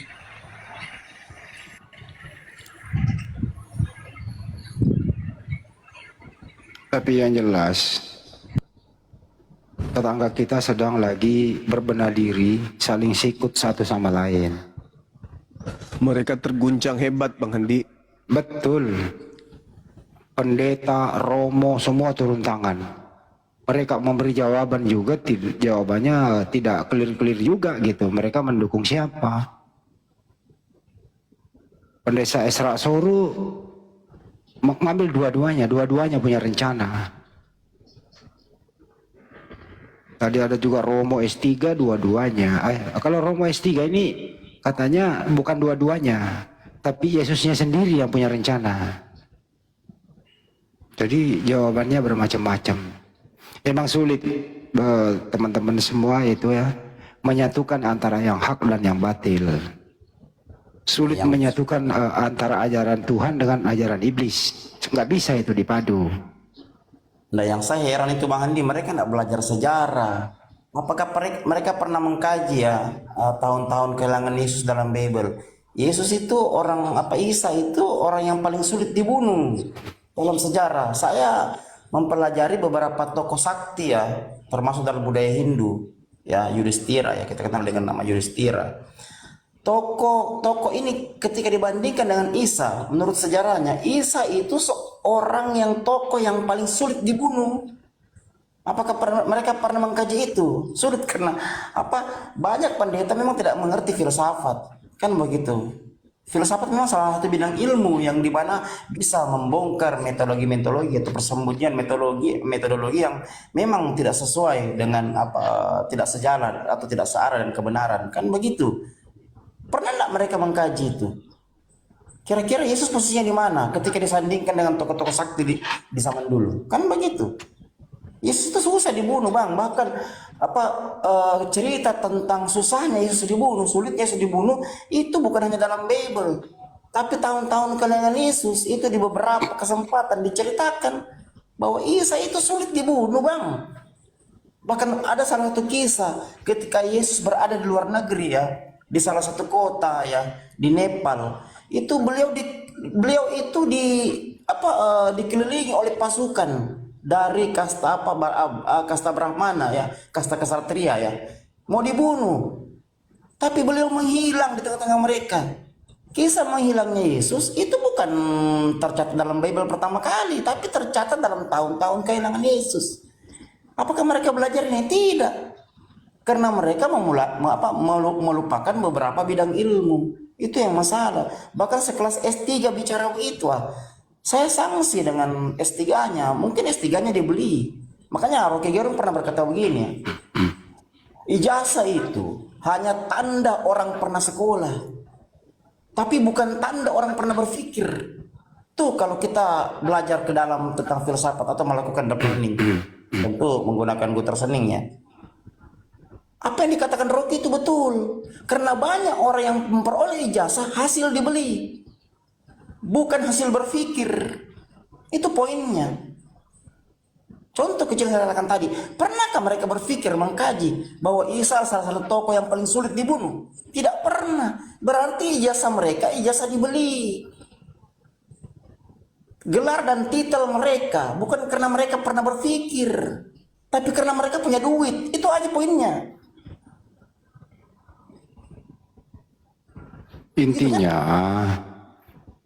Intinya anaknya Maria itu adalah orang soleh, dilindungi oleh Tuhan yang mengutus dia.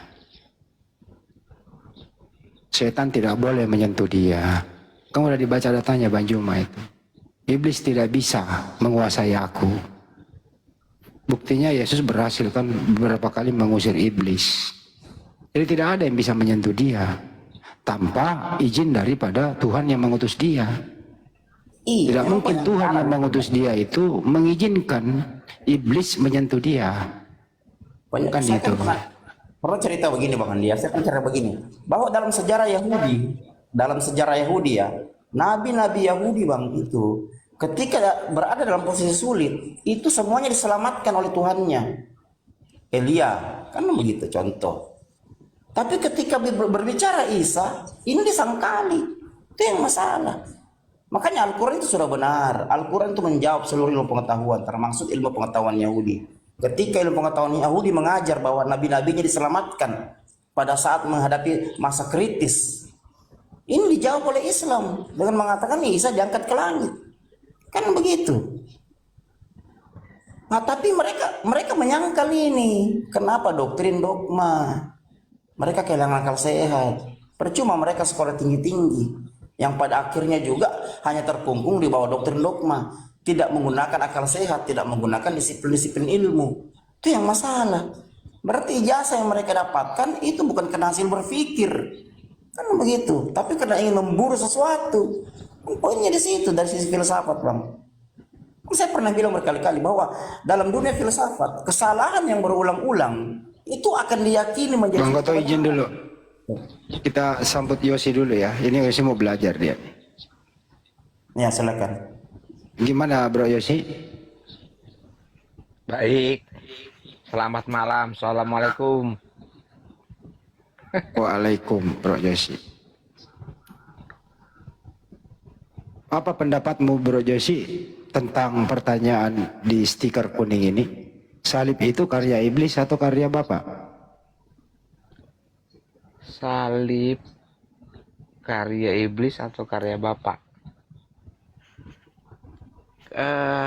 Tapi kalau salah kan lebih tahu kan koreksi ya. Kalau pribadi nih. Apa-apa, aman. Pokoknya ada Banyuma yang mengajar, ada Banyuma yang ngajarin kamu, tenang aja. Gua kan penganut supranatural. Iya. Aman. Kalau menurut saya itu kan konteks sejarah tuh. Itu iblis.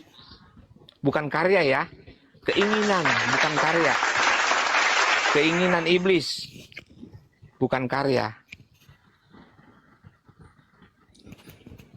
Keinginan iblis ini apakah terrealisasi Bang? Terrealisasi tapi dipatahkan oleh ruh ilahi. Berarti karya dong. Iblis berkarya karena terrealisasi.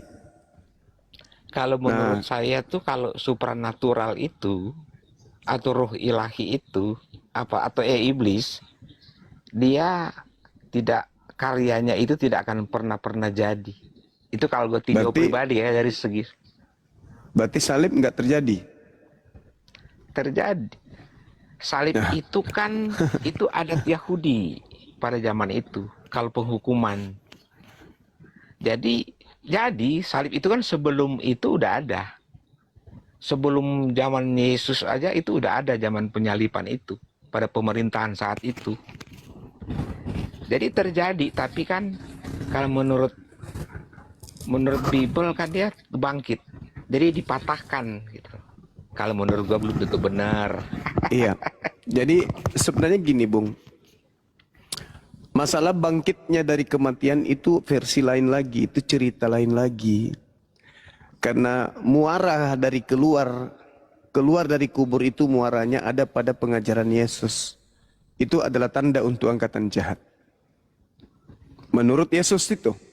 Nanti diramu lagi. Kebangkitan adalah nebus dosa dan seterusnya, bla bla bla. Padahal dari awalnya saja udah keliru. Di mana kelirunya? Ketika Anda sudah mengakui bahwa berencananya iblis membunuh Yesus dan terjadi, berarti ada yang harus korban di sana. Apa itu? Kesucian Yesus harus ternodai. Kenapa? Karena Yesus itu katanya tidak mungkin berdosa, berarti Yesus tidak mungkin berdusta. Yesus mengatakan penguasa dunia yaitu iblis sedikit pun tidak berkuasa atas diriku. Iblis ini hanya ingin membunuh. Terlepas nanti Yesus bangkit pada hari ketiga, hari keempat, tahun kelima, tahun ketujuh, EGP. Yang pasti tujuanku tercapai, yaitu membunuh kamu. Nah, Yesusnya menangkis itu, enggak. Kamu tidak akan sanggup melakukan itu. Sedikit pun kamu tidak berkuasa atas diriku. Tapi kalau ternyata dia mati di salib, berarti Yesus pembohong. Buktinya Yesus berhasil membunuhnya. Adapun dia bangkit hari ketiga itu beda lagi cerita. Yang pasti aku berhasil membunuhmu. Aku berhasil membunuhmu untuk membuktikan bahwa aku betul-betul setan. Dan aku bangga. Karena aku mampu. Lu bisa apa sekarang? Lu katanya mengatakan sedikit pun tak berkuasa. Buktinya aku bisa membunuhmu. Tapi kan aku bangga, itu urusanmu. Yang pasti aku sudah membunuhmu. Kau yang mengatakan sedikit pun aku tidak berkuasa. Faktanya aku mampu membunuhmu. Dan kau mengatakan bahwa kau tidak akan mati. Yohanes 10 nomor 11, Yohanes 10 nomor 17, 18. Kau katakan tidak akan pernah bisa ada yang membunuhmu. Faktanya aku mampu membunuhmu. Tidak akan ada yang sanggup mengambil nyawaku. Aku akan memberikan nyawaku. Dan aku pun berhak mengambilnya kembali. Faktanya aku berhasil mengambil nyawamu. Mana yang betul? Berarti saudara Kristen ketika mengatakan penyaliban betul adalah karya iblis, maka tolong teruskan perjuanganmu dengan mengatakan iblis tidak akan berhasil membunuh Yesus. Kalau Anda mengatakan iblis berhasil membunuh Yesus, berarti Anda berada pada kubu iblis. Apa yang Anda inginkan sampai Anda kemudian sekongkol dengan iblis ingin membunuh Yesus? Karena Anda ingin apa? Dia bangkit. Bunuh dong, biar dia bangkit. Karena dalam 1 Korintus 15 nomor 17, tanpa kebangkitan sia-sialah kekristenanmu dan kamu tetap berada di dalam dosa. Maka kamu harus minta tolong kepada iblis. Iblis, please bunuhkan Yesus untuk kami Kristen. Bunuh Yesus untuk kami Kristen. Karena kalau kamu tidak membunuhnya, Yesus tidak akan bangkit. Dan kalau Yesus tidak akan bangkit, dosa kami tidak akan dihapuskan. Please, iblis, bunuh dia.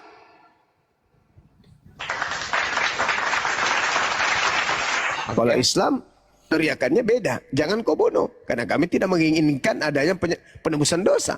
Satu-satunya kelompok yang mulutnya basah dengan nama Yesus, tetapi menginginkan kematian, alias menginginkan iblis berhasil membunuh Yesus, hanya Kristen.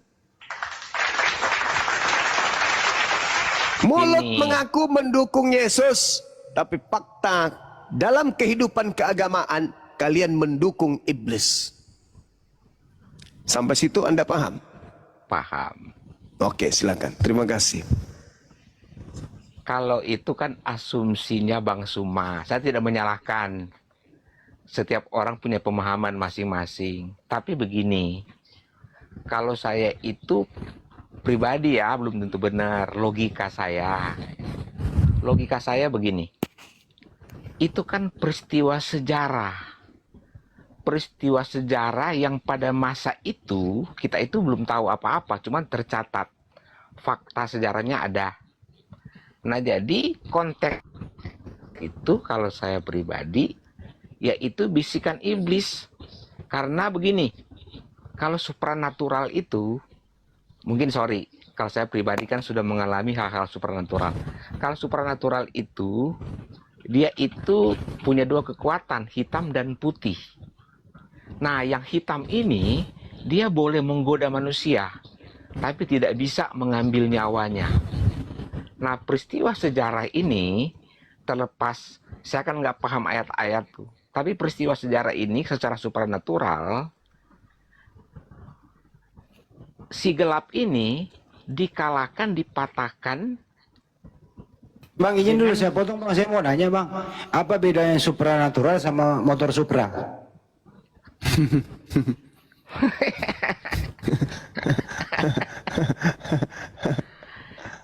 Nggak perlu dijelaskan lah, itu pasti bisa bedain lah. Kalau begini, kalau supranatural itu nanti kita akan alamin sendiri. Jadi kita menilai sesuatu lebih objektif. Jadi kalau kita orang-orang yang sudah mengalami hal supranatural, saya itu nggak bisa benci orang lain karena berbeda pendapat. Makanya saya senang sama Bang Suma, sama teman-teman yang mengaku Kristen, Islam, Hindu, Buddha. Berbeda itu indah, asal jangan membenci gitu kalau saya pribadi.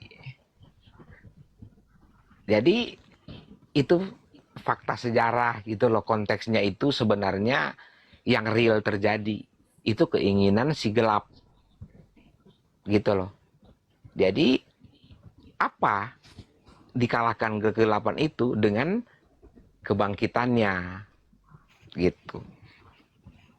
Kalau Bang Suma bilang tadi sah-sah saja kan asumsi, karena begini, kita kan manusia terjebak dalam penyembahan merek.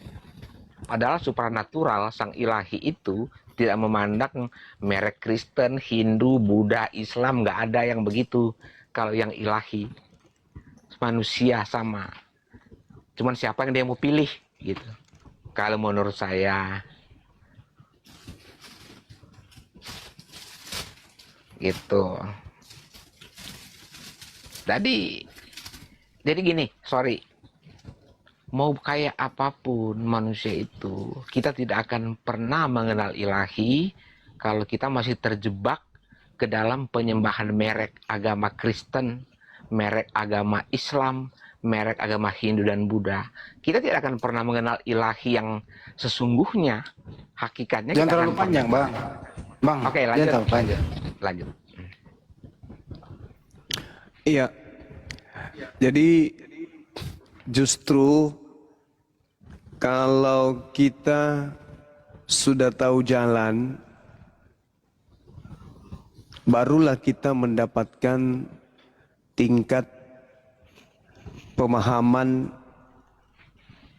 fenomena, entitas, peristiwa, keberadaan yang kemudian di mana hal tersebut tidak dapat diilustrasikan dengan akal budi atau ilmu sains sampai munculnya keadaan kita mengerti makna kekuatan gaib, dunia roh atau dimensi ketuhanan. Apabila kita berada pada koridor jalan yang betul. Kalau Anda mengatakan Anda adalah orang supranatural, saya katakan orang yang khusyuk di dalam ibadah sholat itu jauh tingkat pemahaman supranaturalnya daripada paranormal. Kenapa? Karena dimensi keajaiban, dimensi kegaiban, dimensi alam ruh, dimensi entitas pencipta, secara religius mereka dapat. Mereka tidak berada pada konsep ilusi dan halusinasi, tetapi fakta real yang nyata, keabsolutan tentang keberadaan Tuhan, yang dimensi kegaiban itu justru muncul pada orang-orang yang khusyuk di dalam beribadah, khususnya sholat. Kalau supranatural hanya bermain dalam ilusi, bayang-bayang yang kemudian bayang itu tidak sesuai dengan objek, tapi kemampuan mengolah keadaan untuk dianggap sebagai sesuatu yang luar biasa. Mereka mengerti arti roh, bahkan jauh daripada itu mereka menyelami tentang roh. Mereka memaknai tentang keajaiban. Justru jauh daripada itu dia mampu menjabarkan keajaiban. Ramalan ada di genggaman mereka. Bahkan prekognisi. Mereka tahu, mereka paham kekuatan spiritual atau kekuatan batin. Tetapi konsep yang mereka punya hanya sebatas ilusi doang. Nah ini, kalau saudara mengatakan saya adalah orang supranatural, nah kaitannya dengan hal itu adalah sebagai orang yang mencerminkan keadaan dirinya mampu menembus fenomena ruh, fenomena gaib, hal-hal yang berada di atas hukum fisika dan biologi, maka Anda seharusnya paham mendudukkan bagaimana seorang rasul, utusan sang pemilik segala sesuatunya di alam fana ini, Anda bisa menembus keberadaan itu. Contoh, ketika Yesus sebagai orang sakti, seorang yang diberi kekuatan, mukjizat, tanda-tanda yang dahsyat, maka Yesus menjadi guru, tokoh supranatural yang tak tertandingi. Itu real.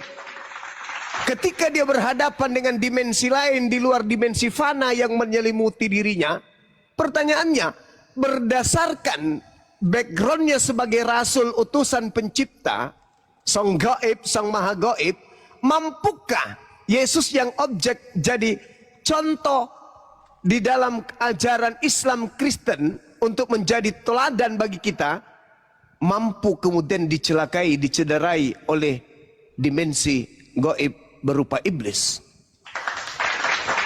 Itu apa yang Anda tangkap di situ? Ketika Yesus berhadapan dengan musuh, di mana musuhnya adalah penguasa alam gaib. Tetapi Yesus adalah manusia yang diutus oleh pencipta alam gaib, yang melindungi dan meliputi dia dari segala aspek. Yesusnya tampil sebagai pengajar kepada manusia Bani Israel, dipersenjatai dengan kemampuan supranatural yang sungguh-sungguh luar biasa. Mampu dah dia kemudian dilumpuhkan oleh iblis? Itu dulu. Anda paham dunia paranormal?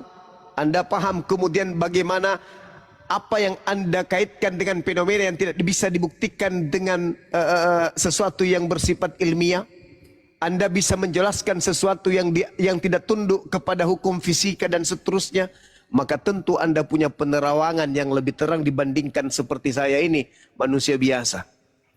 Tapi saya mampu mengurai bahwa Yesus itu tak akan pernah bisa tunduk kepada hukum di luar daripada kuasa pencipta yang ada pada dirinya. Dia adalah manusia yang beri kemudian titipan. Apa itu? Kemampuan, biiznillah. Dia mampu meramu keadaan tanah liat menjadi hidup, orang mati menjadi hidup, badai menjadi tenang, bahkan berdiri di atas air yang masanya lebih tinggi dirinya, massa tubuhnya lebih berat daripada massa airnya, namun dia mampu berdiri di atas air tersebut. Ini apa maksudnya? Sanggupkah dia kemudian mengalahkan alam gaib, ruh jahat? Sanggup. Kalau begitu, penyaliban tidak berhasil terjadi terhadap dirinya. Sederhana bukan? Anda sebagai seorang supranatural harusnya memiliki dimensi kemampuan menerawang sampai ke sana. Mampu tidak Yesus? Mampu. Terus apa yang diinginkan oleh saudara-saudara Kristen dengan dia mengatakan Yesus harus mati? Apa yang kalian inginkan? Bukankah dimensi yang Anda dalami, yang Anda pahami, yang Anda ajarkan, bagaimana kemudian Anda menyatakan diri Anda sebagai supernaturalis, orang-orang yang berkecimpung dalam dunia, yang berhubungan dengan fenomena, entitas, peristiwa yang diyakini berada di luar nalar, berada di luar hukum, berada di luar daripada ilmu fisika, alam fisika dan seterusnya. Pasti mampu untuk menjadikan sebuah konsep bahwasanya Yesus adalah orang yang super mampu mengalahkan alam gaib.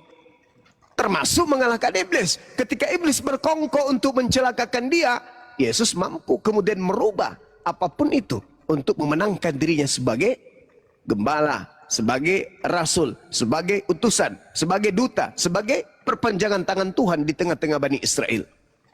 Kalau seorang supranatural adalah perpanjangan dirinya terhadap perpanjangan tangan dari pengetahuannya untuk manusia di sekelilingnya, maka Yesus adalah perpanjangan tangan pencipta langit dan bumi untuk Bani Israel. Mampu tidak Yesus melumpuhkan alam gaib? Mampu. Iblis berdaya enggak? Enggak berdaya. Siapa iblis? Dan itu Yesus sudah katakan, Bung. Yohanes 12-nya, kita tidak bisa meragukan pengucapan Yesus itu sendiri. Di dalam Yohanes 12, ketika dia mengatakan sekarang juga penghakiman atas dunia, sekarang juga penguasa dunia dilemparkan keluar, dan penguasa dunia ini adalah iblis. Yesus mengatakan, sedikit pun iblis tidak berkuasa atas diriku. Ya, berarti kalau Anda sebagai supranatural mampu mencegah orang-orang dari keburukan, mampu menolong saudara-saudara kita yang minta bantuan, maka Yesus jauh lebih hebat, mampu menyelamatkan dirinya dari bencana-bencana yang didatangkan oleh alam roh atau alam kegelapan. Saya kira begitu. Silakan. Iya, betul. Jadi kalau pemahaman saya pribadi, jadi kan peristiwa Yesus mengalahkan si jahat, si gelap sampai ke penyalipan, itu memang sudah saya nggak hafal Bible ya, tapi sudah dinubuatkan, sudah ditetapkan, sudah ada ketetapannya.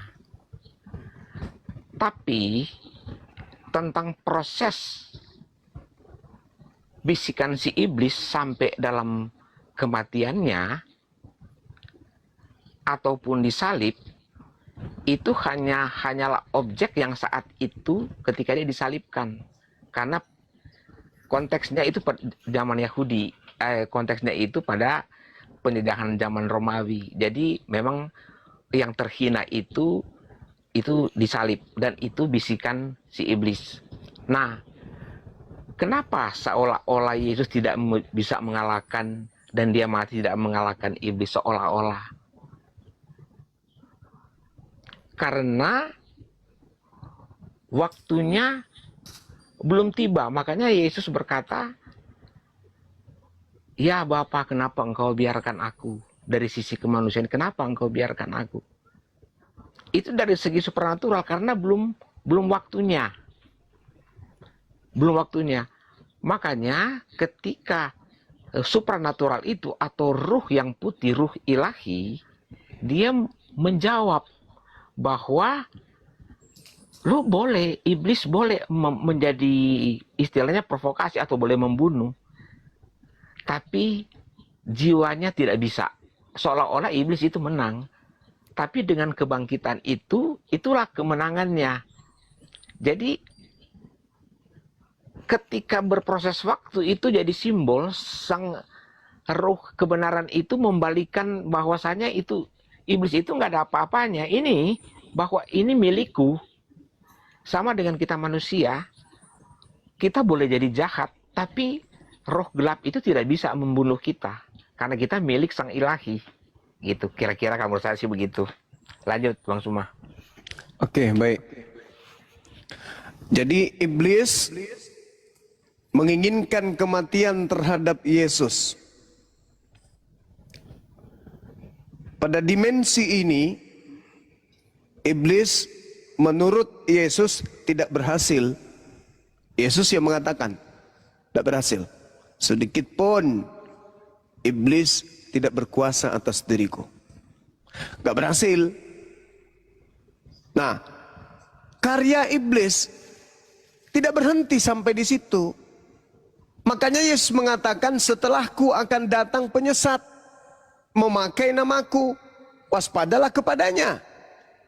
Yesus diselamatkan kemudian oleh pencipta, terangkat dia ke langit. Iblis ngapain? Tidur? Gak mungkin. Makanya dikatakan dalam kitab Lukas 4 nomor 13, iblis setelah mencoba Yesus, iblis menunggu waktu yang tepat. Apa yang dilakukan oleh iblis kemudian?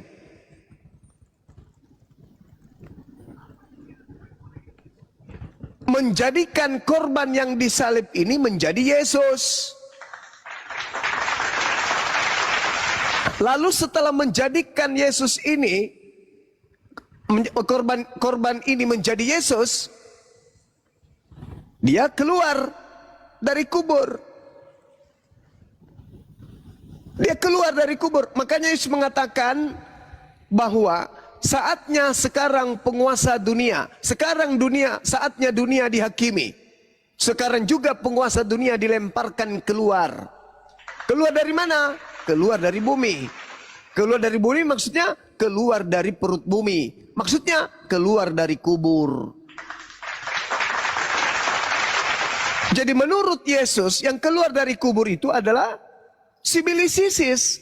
Itu kata Yesus. Di mana Yesus mengatakan itu? Data yang tadi yang saya sajikan. Penguasa dunia dilemparkan keluar dari perut bumi. Artinya bahwa ketika iblis yang berkarya, maka dia menggunakan situasi itu, memanfaatkan keadaan itu, dia memakai nama Yesus keluar dari kubur. Sehingga korban-korban daripada iblis ini menguatkan keadaan kepercayaan keyakinannya dengan menjual produk bahwa yang keluar itu adalah Yesus, bahwa keberhasilan Yesus terhadap iblis adalah bangkitnya dari kubur. Padahal yang keluar dari kubur itu bukan Yesus. Yang keluar dari kubur itu adalah justru memang dia oknum yang ingin dituhankan. Sejak kapan Yesus ingin diibadahi? Sejak kapan Yesus ingin kemudian menyamai Tuhannya? Sejak kapan Yesus ingin menyetarakan dirinya dengan Tuhan? Sejak kapan kemudian dia mengajarkan orang-orang untuk menjadi hambanya? Tidak pernah. Yesus sejak mengajar Injil di tengah-tengah Bani Israel, selamanya iblis, jangankan kepada Bani Israel, kepada iblis aja Yesus mengajak untuk menyembah kepada yang di langit. Kok tiba-tiba ada yang keluar dari tanah, mengajarkan kemudian orang-orang tanpa dalil, tanpa kitab suci, ke gereja hari Minggu menyembah dirinya? Dia datang ke setiap insan manusia yang mempercayai dirinya adalah Yesus. Datang tuh, membisikkan, dihafalkan ajaran itu. Bukan perintah Tuhan, tapi mereka kompak setiap hari Minggu datang beribadah menyembah kepada makhluk yang keluar dari kubur tersebut. Yesusnya ketika mengajar, kiblatnya adalah perjanjian lama. Apa yang tertuang di dalam kitab perjanjian lama, itu yang Yesus ajarkan kepada Bani Israel. Menyembah kepada Eloah, menyembah kepada Eloah Abraham, Eloah Isa, Eloah Yakub. Dan Yesus tidak pernah sedikit pun mengajarkan untuk menyembah kepada dirinya oknum yang bernama Yesus tersebut. Berbeda dengan makhluk yang keluar dari kubur. Tak ada dalil, tak ada perintah tertulis, tetapi dia mampu kemudian menyuntikkan keinginannya kepada insan-insan yang telah menjadi pengikutnya. Setiap minggu mereka pagi-pagi buta sudah bangun, mandi menggunakan pakaian cantik, menuju kepada sebuah gedung. Di sana dia semua serentak menyembah kepada makhluk yang keluar dari kubur tersebut. Siapa dia ini? Siapa dia ini? Nah, itu satu. Yang kedua, ketika iblis kemudian menginginkan dirinya disembah, itu muncul indikasi kuatnya bahwa apa yang saya katakan itu betul. Ketika seorang Yesus, dalam konsep Kristen, seorang Tuhan, namanya Yesus, dicobai oleh iblis. Hai, terlalu murah Yesus di sana. Murah semurah-murahnya. Kenapa? Oleh iblis Yesus mengajarkan, hei Yesus, segala kemegahan dunia ini, kerajaannya akan aku serahkan kepadamu Yesus, apabila engkau menyembah aku. Begitu rendahnya Yesus. Didatangi iblis, dibujuk oleh iblis, dicobai oleh iblis. Tujuannya cuma satu. Apa itu? Berhenti menyembah kepada pencipta langit dan bumi Yesus, beralihlah kepada menyembah kepada diriku. Sebab apabila kau menyembahku, kata iblis, maka aku berkuasa memberikan segala kuasa tersebut. Yesus terima enggak? Jawabannya tidak. Kalau Yesus tidak menerima kuasa baik di langit maupun di bumi, dari penguasa langit dan penguasa bumi, ingat 1 Yohanes 5 nomor 19, iblis adalah penguasa bumi. Efesus 2 nomor 2, iblis adalah penguasa langit atau penguasa cakrawala atau penguasa awan-awan. Maka semua kuasa langit dan kuasa bumi yang milik iblis itu tidak diterima oleh Yesus. Lalu siapa yang keluar di pagi buta di hari Minggu itu membisikkan murid Yesus dengan mengatakan, kepadaku telah diberikan kuasa baik di angkasa maupun di bumi. Yesus tidak menerima itu. Lalu siapa yang menerimanya? Pengganti Yesus. Inilah yang dimanfaatkan kemudian oleh iblis untuk menyesatkan dunia. Makanya Bang Goto betul mengatakan, andai saja Islam tidak datang, maka dunia ini sudah kiamat. Karena Yesus sendiri yang mengatakan itu, saatnya dunia dihakimi. Kenapa saatnya dunia dihakimi? Karena aku sudah tak ada nanti di dunia. Yang berkuasa adalah penguasa dunia itu. Sebab penguasa dunia dilemparkan keluar. Yesus sudah tak ada, Musa sudah tak ada, Abraham sudah tak ada, Harun sudah tak ada, Daud Salomo sudah tak ada di bumi ini. Mereka sudah kembali ke alam roh. Yesus pun sudah tak ada, yang berkuasa tinggal iblis. Alhasil, alhamdulillah, Allah pencipta langit dan bumi kemudian menetralisir kehidupan bumi dengan mengutus sang penyelamat terakhir, baginda Rasulullah Muhammad sallallahu alaihi wasallam. Andai tidak ada, maka dunia sudah kiamat. Kenapa? Karena dunia sedang dihakimi. Kenapa dihakimi? Karena sibilisisis telah memanfaatkan nama Yesus untuk menyesatkan keturunan Adam. Di mana itu tertulis? Anda baca di Matius 24 nomor 4, nomor 5 sampai nomor 31. Apa kata Yesus? Waspadalah kepada penyesat yang datang kepadamu dengan memakai namaku dan berkata, akulah Kristus. Mereka akan menyesatkan banyak orang. Penyesat yang banyak menggunakan nama Yesus itu di mana? Di Islam. Islam menyebar ke seluruh penjuru bumi tidak memakai nama Yesus. Agama Kristen adalah satu-satunya agama yang memanfaatkan nama Yesus Kristus untuk menyebar dan mengajak orang lain menjadi pengikutnya.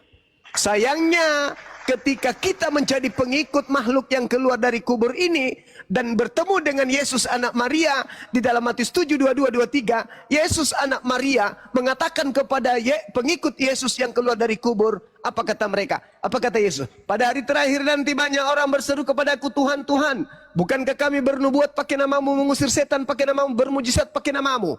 Pada saat itulah aku Yesus akan berterus terang kepada mereka, enyahlah daripadaku, aku tidak mengenal kalian, kalian semua adalah pembuat kejahatan.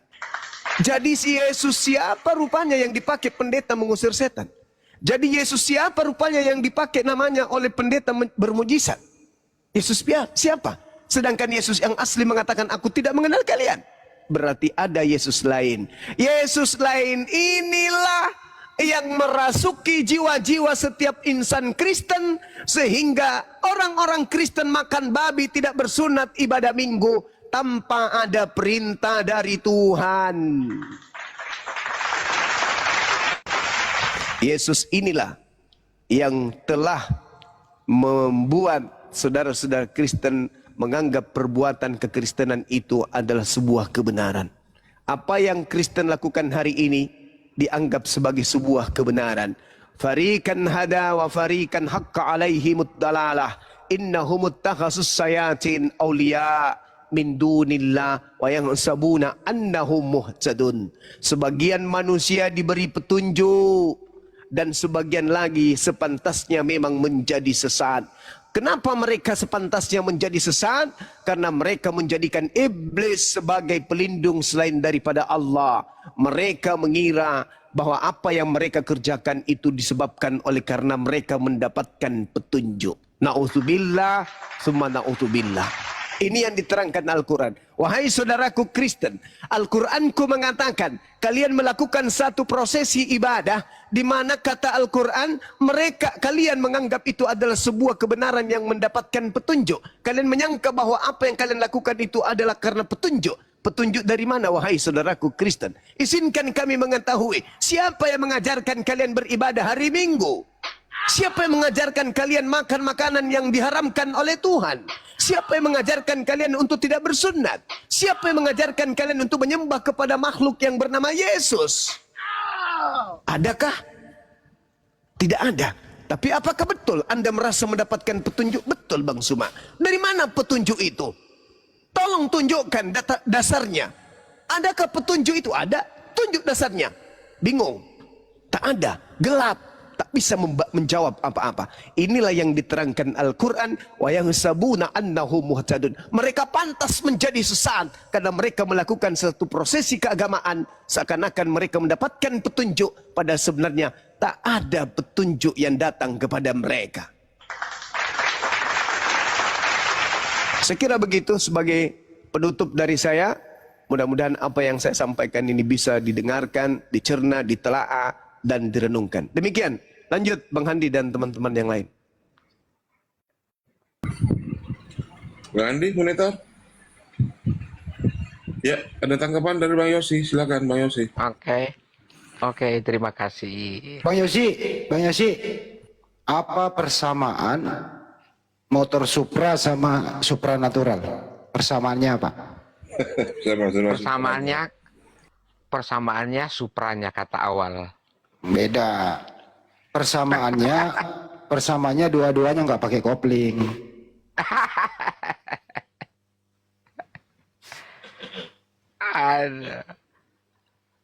Oke, saya dikit ya. Jadi kalau saya itu Bang Suma, iya, pendapat setiap orang itu berbeda-beda. Bang Suma asumsi sendiri nggak apa-apa, bagus. Saya menghargai. Tapi kalau kita menjelaskan sesuatu cuman karena sekedar akal dan kita membela merek, kita tidak akan jadi subjektivitas objektif kita nggak dapet. Kita bukan ruh ilahi dalam diri kita. Tapi kalau ruh ilahi itu, apa yang kita sampaikan itu pasti itu haikul yakin kebenaran. Contoh begini. Bang Suma menjelaskan bagaimana menyerang seolah-olah itu negatif. Tapi apakah itu salah? Asumsi begitu pendapat setiap orang, nggak apa-apa. Namanya juga sharing. Tapi bagi saya begini, terlepas dari apapun, ketika kita sudah memahami, sudah melihat Sang Ilahi, pasti itulah level tertinggi dalam hidup, bukan akal-akalan lagi. Contoh, Yesus, dia lahir secara kekuatan ruh ilahi, tanpa persetubuhan, tanpa keinginan manusia. Dia dari firman, perkataan. Semua kitab pun mengatakan begitu. Dia ruh kebenaran. Gitu. Jadi, apapun yang dilakukan Yesus sampai ke penyalipan, itu adalah sebagai contoh kerendahan hati. Bahwa tidak boleh melawan ketika kamu dimaki, disakiti, di apapun jangan melawan. Karena untuk penggenapan. Bang Yosi jangan terlalu